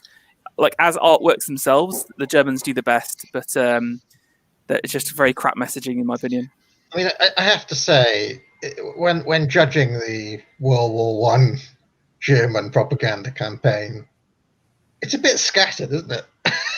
I mean, it's all over the place. What the hell? It's rubbish. This has got to be the worst poster we've seen. What the hell is this? Maybe it makes sense in German. No. Okay, so here's I like this. Yeah, this is just literally 21 examples of field uniform of the different enemies. So obviously France at the top. You've got the I think there's an Algerian, like French Foreign Legion on the right hand side, and then the Chad English, where you've got and you've got the Belgians. Now, I really like this one. It's literally showing their population. Like, if you see this, shoot. This is awesome. I don't know why the other sides didn't do this. Just look at the French wear; it's ridiculous. I mean, literally wearing these kind of the officer uniforms like that. There's a Kubrick film all about a French officer, and you see him in his full kind of regalia. It's glory. Yeah, exactly. Also, just to note, the French heavy cavalry did actually start the war in armor plating and the uniform like that. There were cavalry divisions. Did actually start like that. The thing is so weird. Well, I mean, cavalry, like it is something of a myth that cavalry were useless by the time the war came around. They still served a very important use up until fairly late. But I mean, yeah, going to war dressed like that will not do you much good against pinpoint artillery and machine guns. Look at the three French at the top, like the three huddled together. They look gay. you know what it reminds me of World War One. Did you ever play Sid Meier's Civilization? Any of the iterations? Of course. You've made it to the late game, okay, but you haven't bothered to upgrade medieval phalanx units and right. You still got like an ancient rifleman around. It's like that. It's like, oh yeah, we just got some medieval kind of cavaliers around. I'm mixed tired in with of paying tanks. for them. Run them into the machine guns. It's bizarre. Like, why is there such a mix of like obviously anachronistic troops hanging about?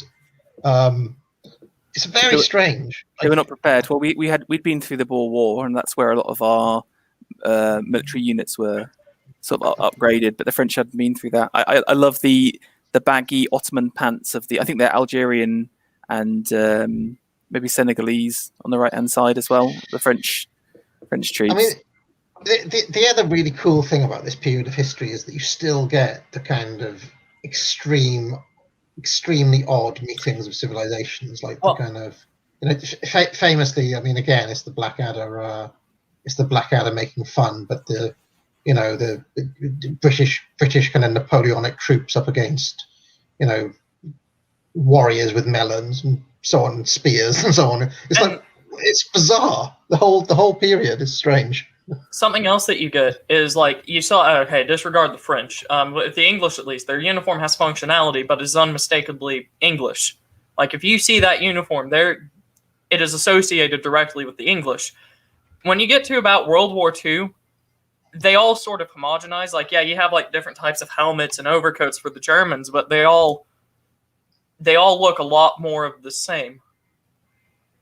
Which I know it's for tactical purposes and all. It's just after this, your military's become a lot more similar to each other than you had beforehand, and you lose a lot of national identity with that. Yeah, I was just looking at the, again on this theme. I was looking at the, the Archduke, was it Franz Joseph? Yeah. Been on the throne since 1848. Right. I mean, Yeah. Can you imagine what this guy was like in 1914? Like he must have been on a Very different sad. planet. He must have been on a different planet. Like he must have been like he was the very world, the world he was from, like had ceased to exist like 40 years ago or something. And it wasn't for lack of trying either, because this guy was the neo-absolutist of the Austrians. His entire family had been killed off, died, committed suicide. I'm surprised he made it as long as he did. Like, I'm convinced he just had a lot of, like, he was just spiteful towards everyone else that had been going along, and the way he had been warning about them for decades. And he was just determined to stay alive just to sort of prove them wrong. You mentioned around the kind of the denazification of Germany spreading to the rest of the world. I would definitely recommend looking at Austria and the demonarchization of Austria and what they did to that country, because I even think that's a proto-denazification, because they took this huge empire and totally dismantled it, literally outlawed the monarchy, made them put them under, stripped their assets away, and then went through a propaganda process during that First World War. So I think again it's like another proto example of that. Yeah, it's interesting that it was the most nationalist nations again that lost. They were on the losing side, whereas the I don't know, what do you call them, allies in World War One? But our side was already kind of fighting for global homo even back then. Yeah. It's kind of strange, isn't it? Just out of interest, if you were to pick one of these units to represent you on the battlefield, who would you go for? Like a specific person or a specific, or like no, English like if you take them as a suite, so you get you get them, or you get these Belgians, or you get are these all French? This whole they're all French. Those are, I think, Algerians or Moroccans on the top right. I would take the French just for the meme. I would take the English because it's quite a dashing uniform. Then I'm left with the Belgians then. I just want to see this dude like on a horse in the middle of like two trenches, like go. What century am I in again? Why? What's going on? Machine guns? Why have I got armor on? I mean, it's a gas. Anyway, is there any footage of these sorts of figures? I'd love to see. There is. Yes, there are bits of film and lots of pictures of those sorts of units right at the start of the war, but they really didn't last long. I mean, it was practically within months that they were like, okay, get rid of the armor, get smaller, faster horses. You're just gonna be like the sort of scouts from now on. Although, I mean, like, but this is the thing about cavalry troops in this era, is that because people don't expect them anymore, then what happens is that the remaining kind of cavalry can use these shock charges to kind of appear out of nowhere, charge at the enemy, who will then be so flustered and panicked that they're having to face cavalry, and they can't do anything. They don't know how to respond, so they just no one expects the French medieval cavalry shock troops. Well, I mean, again, this is kind of going a bit off the rails, but there was a Italian cavalry charge in Russia in the Second World War. The Savoy Cavalry Regiment that charged with swords, hand grenades, and pistols, and managed to rout a regiment of Soviet infantry. That's incredible. And is that speaking to the strength of the Italians or the weakness of the Soviets? I've no idea, but what actually happened was they lost. They won, but lost a huge number of their men, and the Germans that were observing came down and shook the hand of he was an Italian count that was commanding this cavalry unit. And the German shook his hand and said, Count, these kinds of things, they are impressive, but we just cannot do them anymore. He cannot see. That's incredible. I don't know. I just love the idea of the mix of different troops. I love the idea of like the Japanese like fielding ninjas and samurai and stuff like that. It's just like get them in there, But anyway, let's carry on. Okay, what's this? This is how it would look in German hands if the French reached the Rhine. So you can see here the kind of giant howitzers blasting away at the kind of settlements along the Rhine. But again, just artistically, I think it's really beautiful with the smoke of the guns mingling with the smoke of the burning cities, or that city in the foreground, like in the center of the poster. The kind of plume spiral just looks really evocative and true. So, and there's lots of verticalism. The kind of straight lines of the howitzers lining up with the straight lines of the smoke as well. So, just a great piece of art, and actually probably one of the better German posters we've seen so far.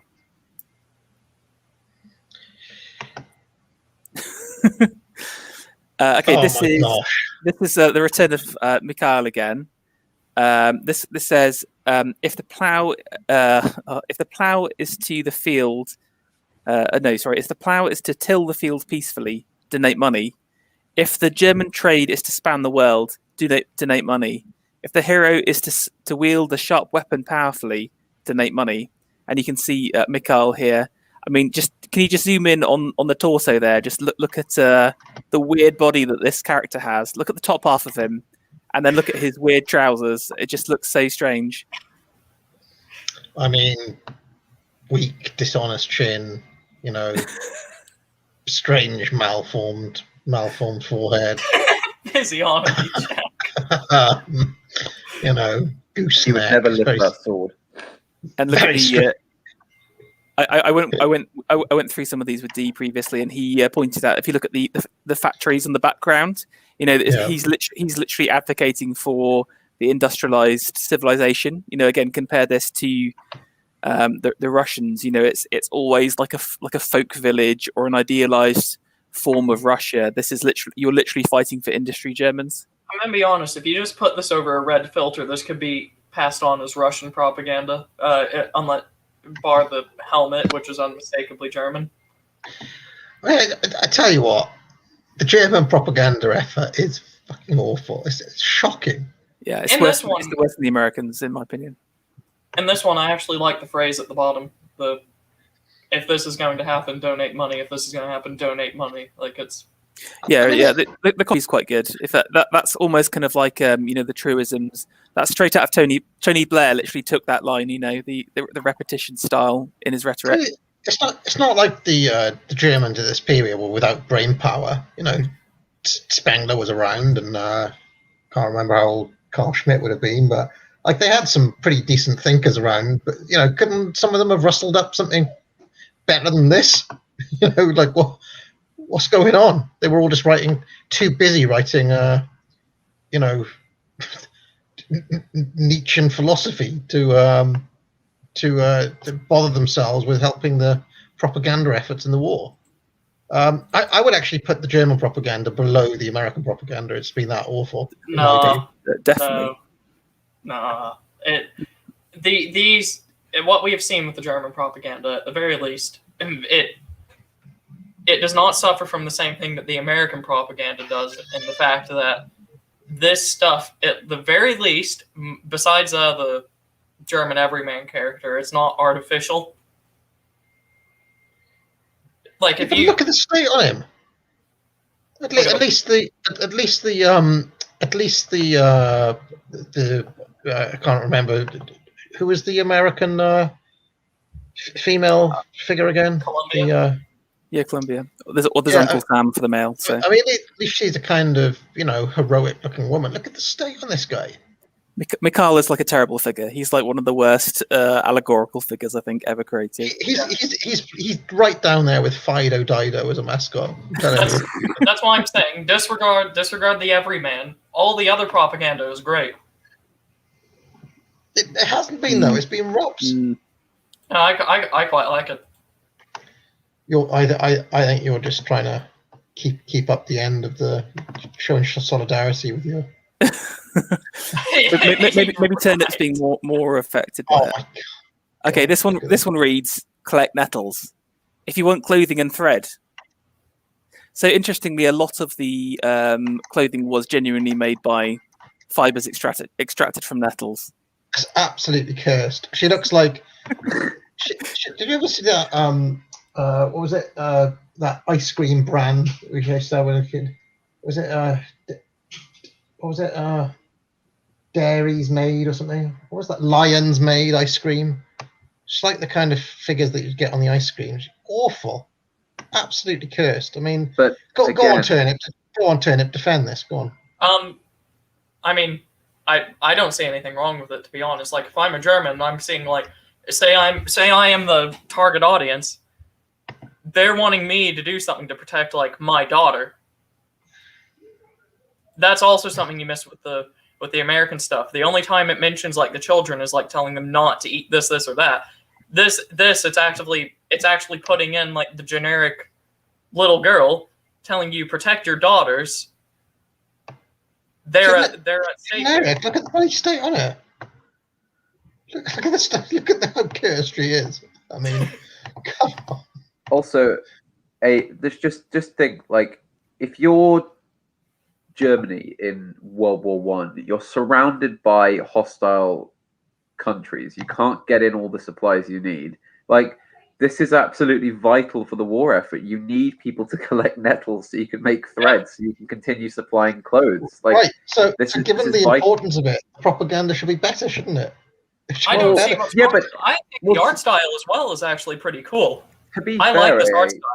Yeah, I'm kind of with Turnip. I think this pretty much does its job. As far as it's concerned, it kind of does what it people needs in to. the chat. People in the chat are actually saying that Farah has kind of deliberately ringed this by picking weak German efforts. Someone made like a stunning observation that turnip is a German plant. I mean, maybe this guy knows more than he lets on, but I mean, there was a time period in Germany called the turnip winter. So I mean, yeah, of 1917. Stunning observation. Awful. Just a cursed prototype for the Lion's Maid girl. All right, let's carry on. Okay, what's this? So this is my favorite. This is my favorite one of everything we've seen so far. This is this is called the German War Pan, the German housewife's way of demonstrating the commitment to the war effort. And the text around the pan reads: World War 1916. The German housewife's sense of sacrifice. She gave copper away for iron. So basically, it's kind of like, you know, when you you sort of buy these commemorative items, and your money's being used to kind of create weapons and munitions, and you get a sweet pan. But I just love the classic German style of portmanteauing words together to get Kriegspan, literally war pan as one word. I love the kind of can you see the gradient fire behind it, the kind of tongues flaming up. Like, again, as a piece of artwork, and again, look how the font's aligned. You know, this for me is like poster perfection, but the actual item itself is so ridiculously stupid. Although I have just put in private chat, AA, you can actually buy one of these Kriegspans still, and I found one on eBay. So if someone wants to spend, I think it's like 400 euros, you can buy some sweet war pan. World War One Kriegsfan. So something that I like about this compared to the Americans, with the American propaganda and obviously some from the suffragette era, you had a lot of things telling women to specifically get out of their traditional roles and go into somewhere else. This is with the German propaganda. What you're getting is they are not telling women to leave their roles and go mobilize. They're saying, like, you can stay where you are, just start donating. They aren't calling on the housewife to suddenly become like a factory worker or a nurse or something like that. They're just calling on her to do what she can from her traditional role, which is a complete contrast to what we saw from the Americans, at least, which makes me appreciate this a lot more. Also, I'm still not. I'm sorry, folks. I'm still not buying it. I mean, the great sacrifice. You traded a copper pan for one of these. I mean, what? Come on. That's not much of a sacrifice, is it? The Russians were making much greater sacrifices. They're praying babushkas. Yeah, the Russians were making much greater sacrifices, but they weren't really winning for it. I've got some more manly ones coming up. Don't worry, everyone's. Okay, a snake. Yeah. What unfortunately, I don't have translations for these ones, so I think that's literally like you can see. He's fighting against Bolshevikism, is as represented by the snake. But again, the pose itself is quite classical. There's harking back to Apollo and the serpent as well. So there's the classical ideals of man defeating like evil forms of nature, the serpent as the devil as well, from the Garden of Eden as well. So there's some nice analogies. And again, if you think about the color scheme, yellows and blacks. So I think a little bit more manly, and at least this isn't Michael anymore. It's some kind of actual soldier. I'll still say, I mean, he's got a strong jawline and a strong neck, and obviously good muscular features, but deceitful eye. If you have a look, that shape seen as being deceitful, I seem to recall. Okay. I still think the Russian depiction of the snake was stronger. I still think. I don't know. This one's speaking to me.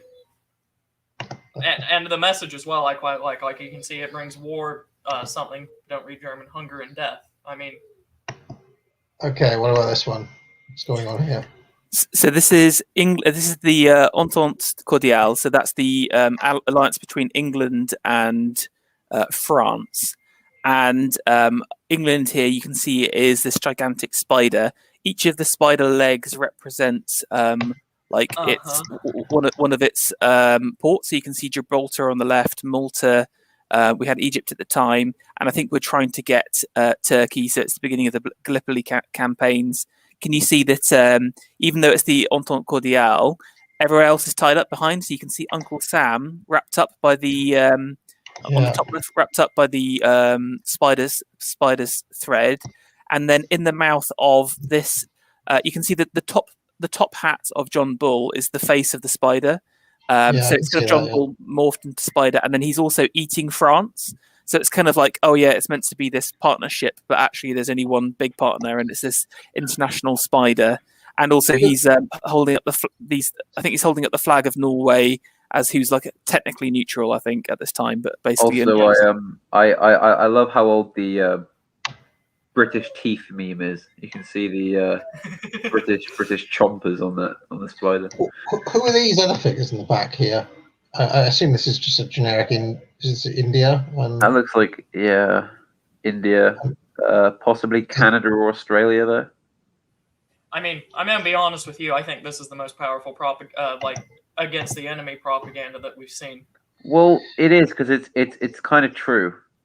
Yeah, exactly. Yeah, I was going to say it gains from being basically true. Yeah, I think this is the best, like, this is your enemy propaganda that we've seen, as opposed to like, here's what you can do on the home front. This is the best. I like this one. The number one for me so far. Everybody knows this is essentially what was happening. Can we zoom in on the eagle a second? Because again, I think that what's quite good is it's not just a lampooning of Britain, but it's also, can you see how the eagle's turned his head towards you? He's wearing the HRE crown there as well, the Charlemagne's crown, and he's staring at he's almost kind of like looking at the viewer, saying, "Are you looking at this? Are you going to come down and swoop down and defeat this evil spider?" So I definitely think it is quite a good bit of propaganda. Yeah. I like how I get like sarcasm from this poster. It says the Entente Cordiale, and then it has a heart after it. It feels like sarcasm. Yeah, I would say this one's definitely the strongest German effort. I would say the strongest German effort by a mile. Here's another one.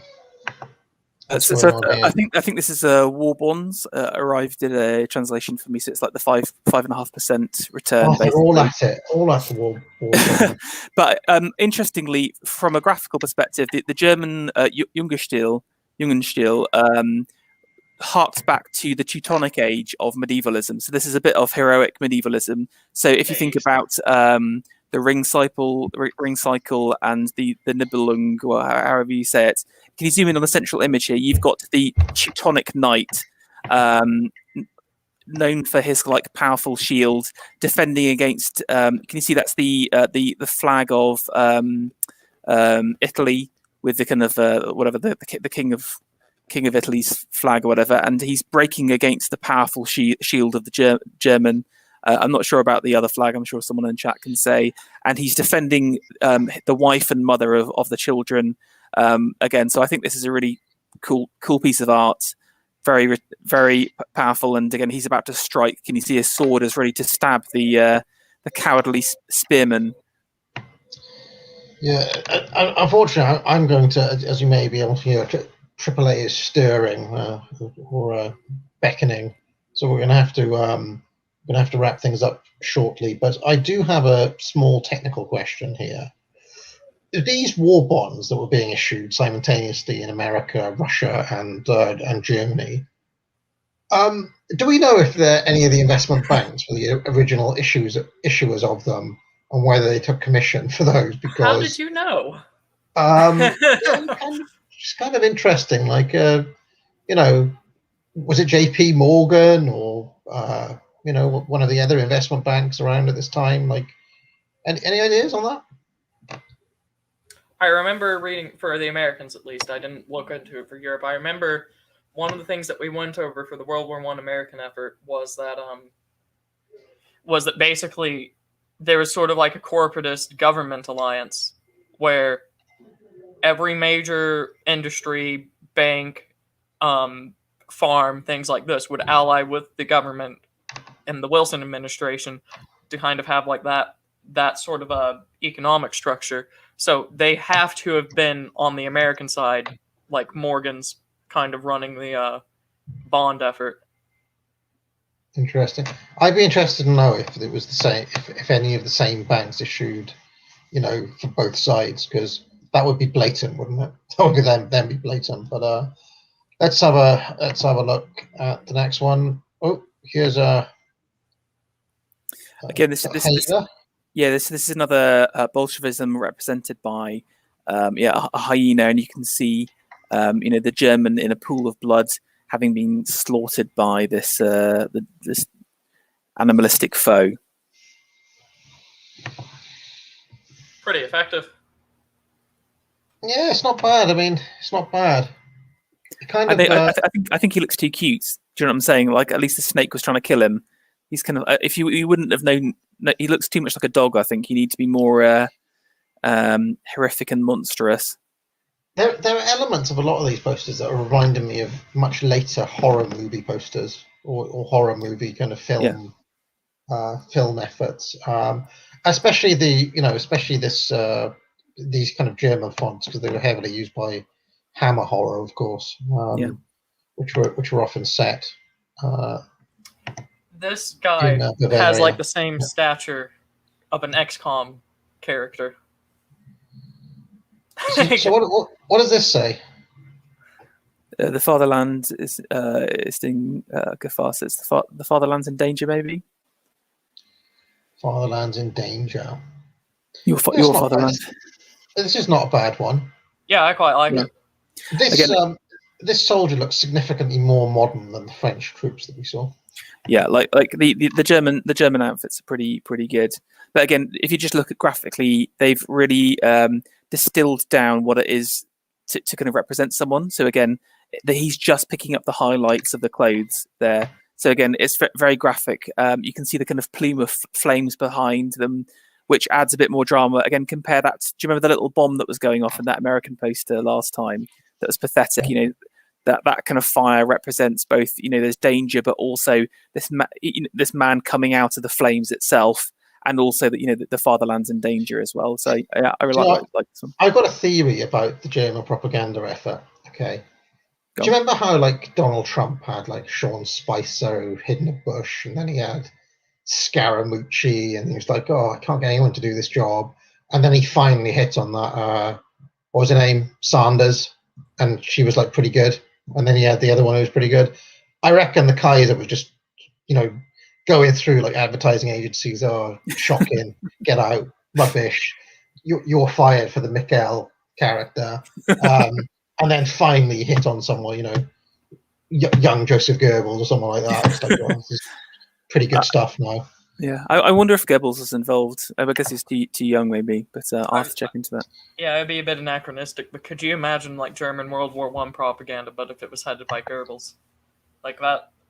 That's scary. There's a pretty good video I found online, and Pharaoh, I always maybe as part of this we could review that video of somebody who worked directly under Goebbels talking about Goebbels' propaganda philosophies and what makes for effective propaganda and what what their thinking was at the time and so on. Like a lot of those former Nazis, they were loath to say anything bad about the Führer or anyone, even in like the 1980s and stuff like that. But it's kind of interesting, that stuff. And I don't think that's too edgy to review a kind of former Goebbels employee. Is that too edgy? Yeah. No, it's fine. I think the interview itself is on YouTube, so why couldn't we review it? Exactly. Yeah, so that sounds good. That would be interesting. I'd also be interested to know how Goebbels cut his teeth. Like, what was his training? He was a I don't believe he had any formal training in propaganda or oratory or anything. He was a philosophy PhD at this point. He didn't participate in the war. Interesting. Okay. I know he ran a newspaper in the 1920s that was shut down by the Weimar Republic. I mean, that's one of the things that nobody talks about. The Nazis were deplatformed and banned like everywhere in the Weimar Republic, especially after the putsch. They were seen as kind of being like domestic terrorists for a while, a bit like Trump supporters now. So let's carry on. Look, it's an increase in. Yeah, this is a piece of art. I don't know why it's in the propaganda posters. Yeah, this is the last German, but again, you can see this German foot soldier. He's sort of staring off into the distance with a 60-yard stare, but you can see his mind's eye in the. If you can zoom in on the top right hand side, this almost iconic holy vision of his family appearing to him, and you can see that. Oh yeah, there's his wife and kids. And 3 kids. His son, who's also wearing a sword. So again, it's kind of like that connection between the generations. He's got the sword attachment to his. He's got the bayonet attachment. His son has got the sword. But again, he's kind of like weary, but also this is what he's fighting for. That this is the face of grit and of perseverance. Tell you what, Frau Huckabee Sanders knocking it out of the park back in 1916 or whatever it was. After the Kaiser had gone through the first few, this one's very good, I think. It's beautiful, and he's got honest eyes, honest nose, strong chin. So this is the Chad German. This should have been the Everyman. I don't know what they were thinking with the other one. This guy could get the entirety of Germany to march into France. So, excellent. All right, well, I think there's a couple of super chats to look at. We are going to go into World War II as well. Although, of course, we have to be a little bit careful with the German propaganda effort in World War II. Although I'd quite like to see their vilifications of the Americans and the British. That might be interesting to see. So some super chats. Dawn Browning says, fluffing up my feather pillow. All right, Dawn. No worries. Is that a My Pillow reference? I don't know. Did you see that urchin, that kind of was he anti-gun urchin? Oh, he's doing his own pillow. Hog. It's just pathetic and sad. Literally, just like he's just like desperate for fame. You can tell he's just had a little bit of attention, and now has dedicated his life to pouring out any kind of self-respect to try and get just an ounce more fame. Hey, I forgot Hog existed. I blame you for reminding me. Oh, no, I don't know. I just saw that doing the rounds, that he's trying to set up a rival to My Pillow, as if you could take on the awesome might of My Pillow. Yeah, and look at the name as well. We have the Virgin David Hog versus the Chad Boss Hog. I mean, I've been trying to ride the tiger, folks. Talking about Thomas the Tank and concentrating on deep issues of philosophy and so on. And not react to the nonsense. I have to say, seeing some of the trends on Rush Limbaugh's death was absolutely revolting. There are times where the left are so evil and so awful. I mean, the guy's just died. Just have some respect. It really is disgusting. Never forget how little they respect you. That friend-enemy distinction should be cemented in your mind.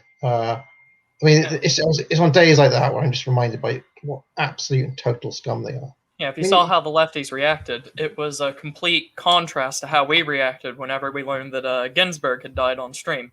That complete opposite reaction. They're over there saying, "Well, hopefully he's burning in hell, good riddance, and all of that," compared to actual civilized people over here, offering condolences. I mean, it's just sick. It's sick. It just shows how it really does show a contempt, I think, for your basic decency. So never forget the true nature of their evil. And I wasn't even a Rush Limbaugh fan or anything, but come on, literally an hour after he's died, just no. Novo Brainic says, if you need any help with translation from Russian, I can help. Check the photo of Nikolai II and George V. They're like twins. Glow in the Dark says, the fact that unions and bankers back Trotsky just shows when the two agree on supporting someone, it's probably a terrible person or idea.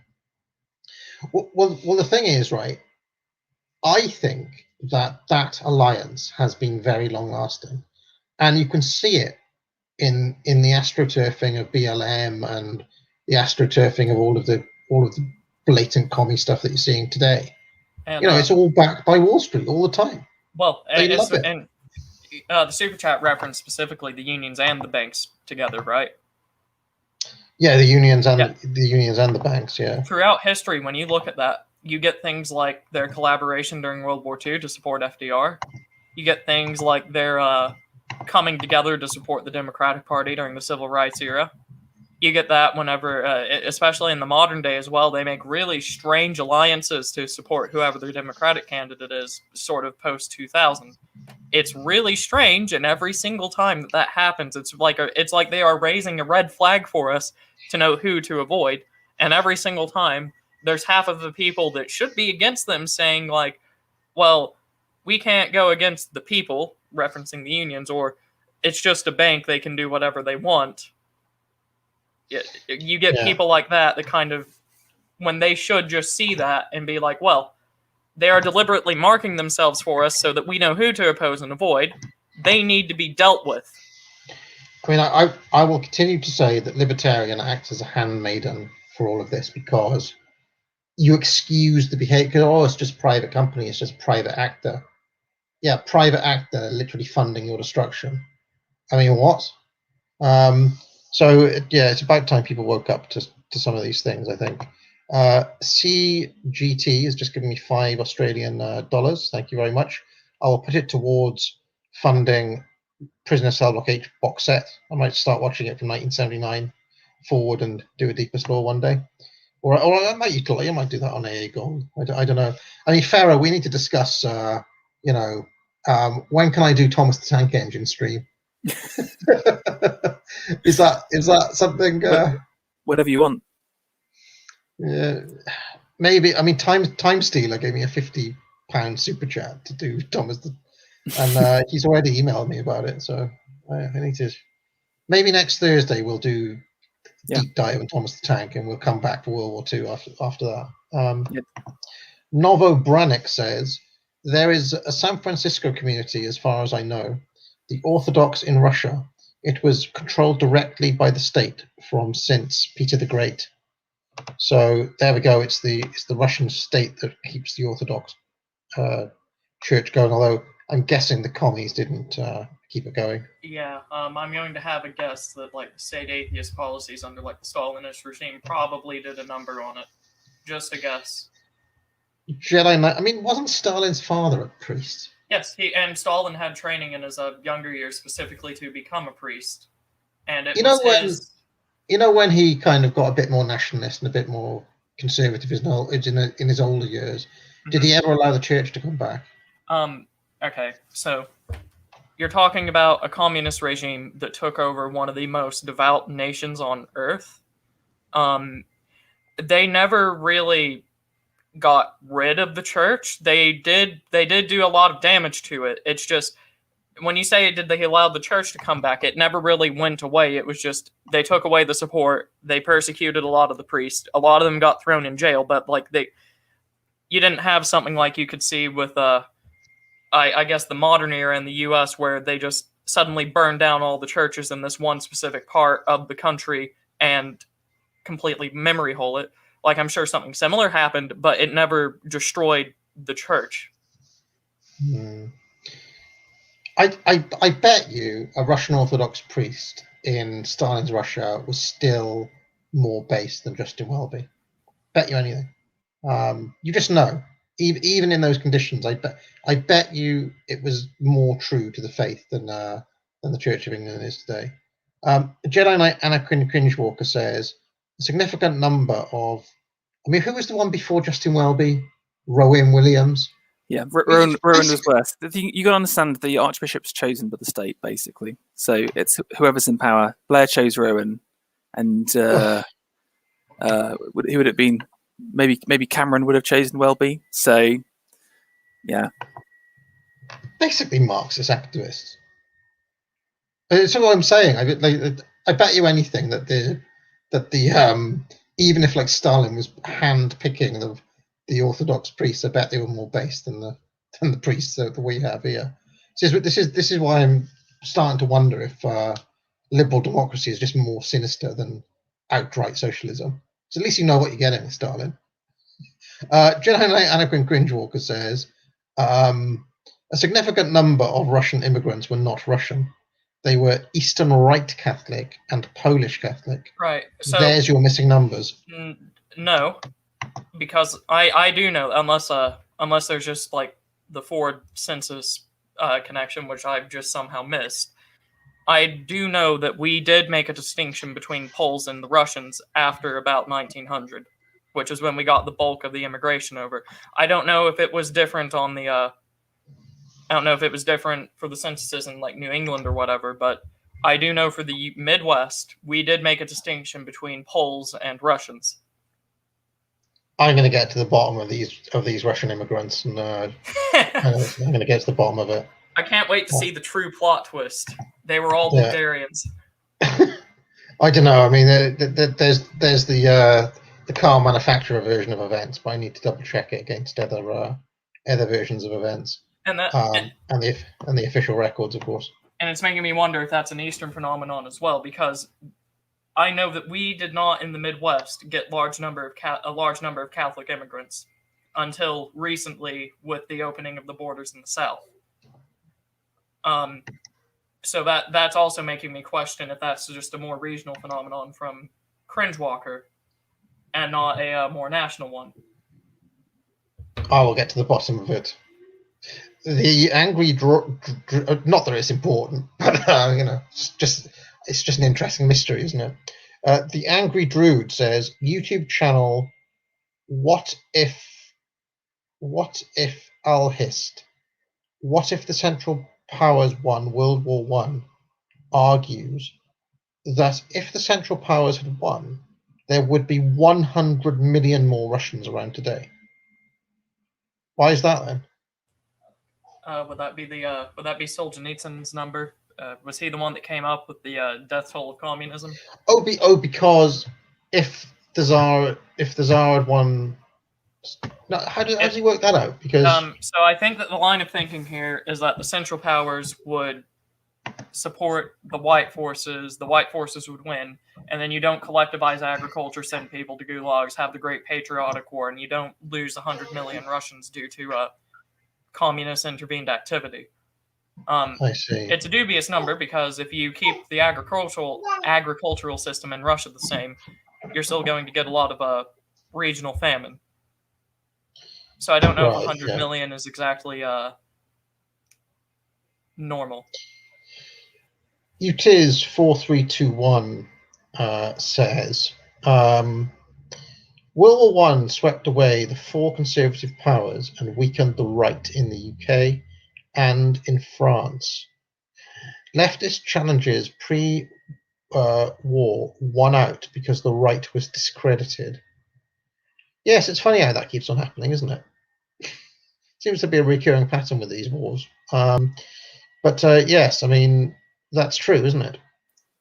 Yeah, in England, I'd even say it totally shot the aristocratic class. Like often, we think about the death toll of the standard civvy, and I understand that, but entire families were wiped out, and again, it's I think an entire leadership generation was effectively traumatized and destroyed by World War One. So how can you recover from that?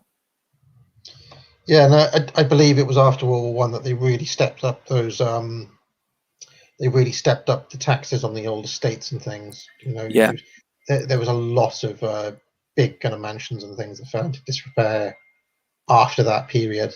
So that was the kind of true death knell for the aristocracy. Although it didn't really truly die until after the Second World War. A very good bit of literature to read on this is John Osborne's play Look Back in Anger, which has got this kind of weird 1930s Imperial chap still kind of knocking around, like lost in the old world of the old Raj and so on. And so there are still these kind of ghosts. Colonel Blimp type ghosts hanging around in the 50s, but they're seen as like just kind of lost in their own world essentially by that point. But you can see there's a by the 50s there's a kind of real sense of loss and national humiliation by that point. Yeah, that is interesting. One of the points I mentioned I've been reading Imperium by Yockey of late, and yes, probably on tomorrow night's cigar stream we're going to review the chapter on liberalism. Yes. Me and Charlemagne are going to read through that together because it's I think it's a really interesting book. It's kind of like a sequel to Decline of the West by Spengler in many ways. The point that Yockey makes in there about the intellectuals, he says that pre-war they were talking about how basically we're going to live through an era of peace now and war is a thing of the past. And then even though the World War One happened, they didn't really revise, or they kind of doubled down on that thesis. And so you got the League of Nations, more pacifism, and like they genuinely believe there wouldn't be another war. And then they did the same thing after World War Two. Yes.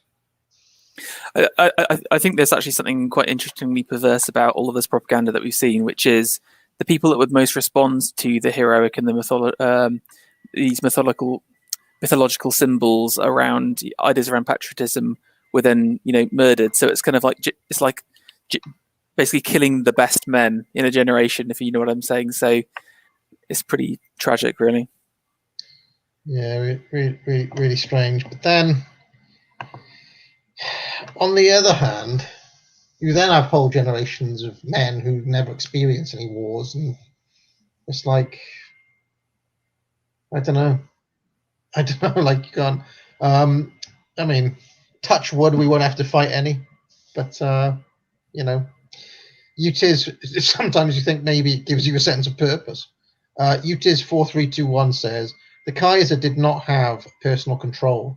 His ministry drove policy and made him do a lot of things, including landing in Morocco on a horse. That that gets more true towards the end of the war, but I mean, towards the start of it, the Kaiser had control to at least direct policy. I think I remember. Didn't the Kaiser have? Somebody mentioned Goebbels had a club foot, but didn't the Kaiser also have like a? The Kaiser had a bad left arm, if I remember correctly, or at least that was right. his predominant arm. So he had a his withered mother, arm. yeah, so his mother tied it behind his back to force him to learn to write with his right hand, and Yeah, that documentary was making out basically because he had this withered arm, he was almost like treated like the Penguin in Batman Returns by his family, and that made him a bit of a loon when he was older. Any truth to that, Turnip, do you reckon? No. But that's primetime BBC. Yeah, that's like a Freudian analysis of all of it, and I don't put stock in Freud's theories. CGT says, I made a super chat earlier, but I failed to attach. Cow says, A. Yes, AAA is in the house, as you can hear.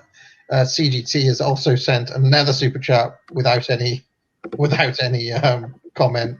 And Jelly Knight Anarchin Cringewalker says, worth investigating. My Russian ancestors didn't come over on Russian papers. They bought papers in the Slovakia region.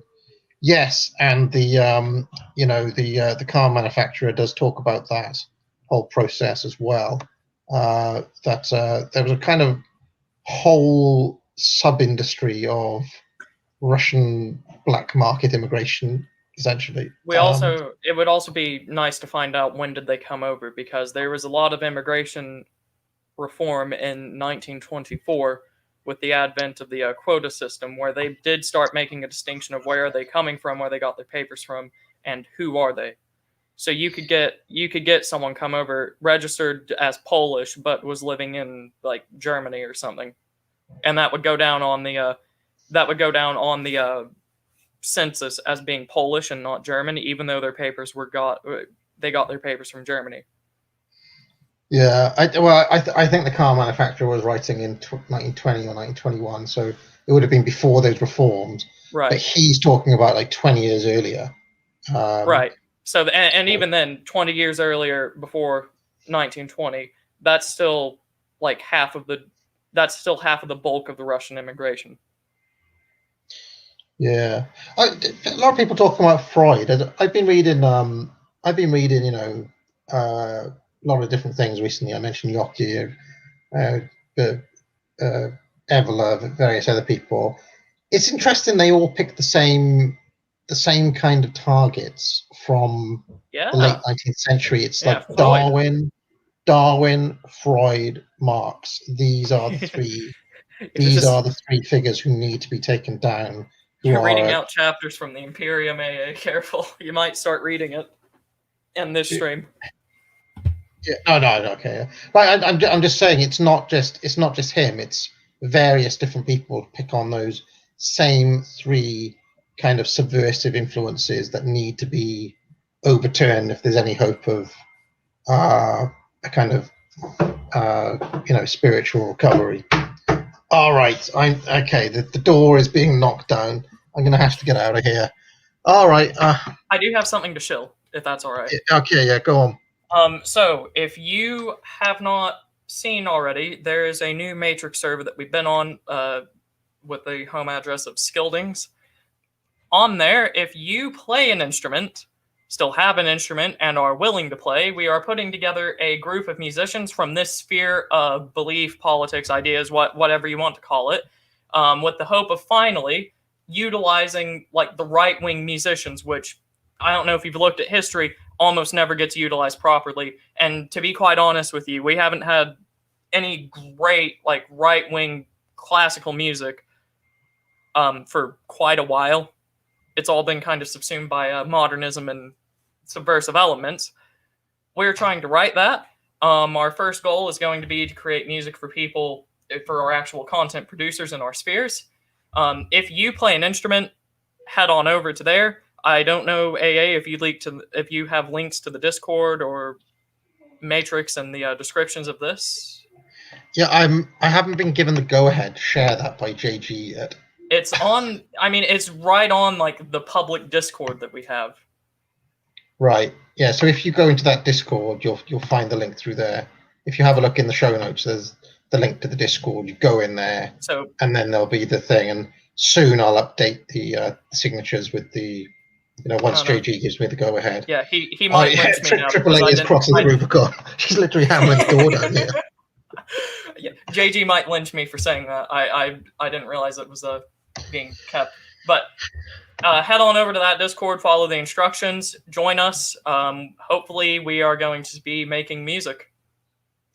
I don't take orders from Jay Greenriver, but Jay Greenriver runs that. Like it's his thing. So I don't, as people know, I have not had any direct control over the Discord for years now. I mean, when was the last time? Nonsense, you're the monarch. Oh, right, I see. Kind of constitutional, ceremonial, Elizabeth II style monarch. Cows say hi to my boy Nick Gurr. Hey, Nick Gurr. Oh, I see what you did there. I see yes, very clever. I almost fell for your tricks, but yes. All right. Bye, everyone. Subscribe to AA Gold. Catch up with last week's streams. Now get out. Goodbye, everybody.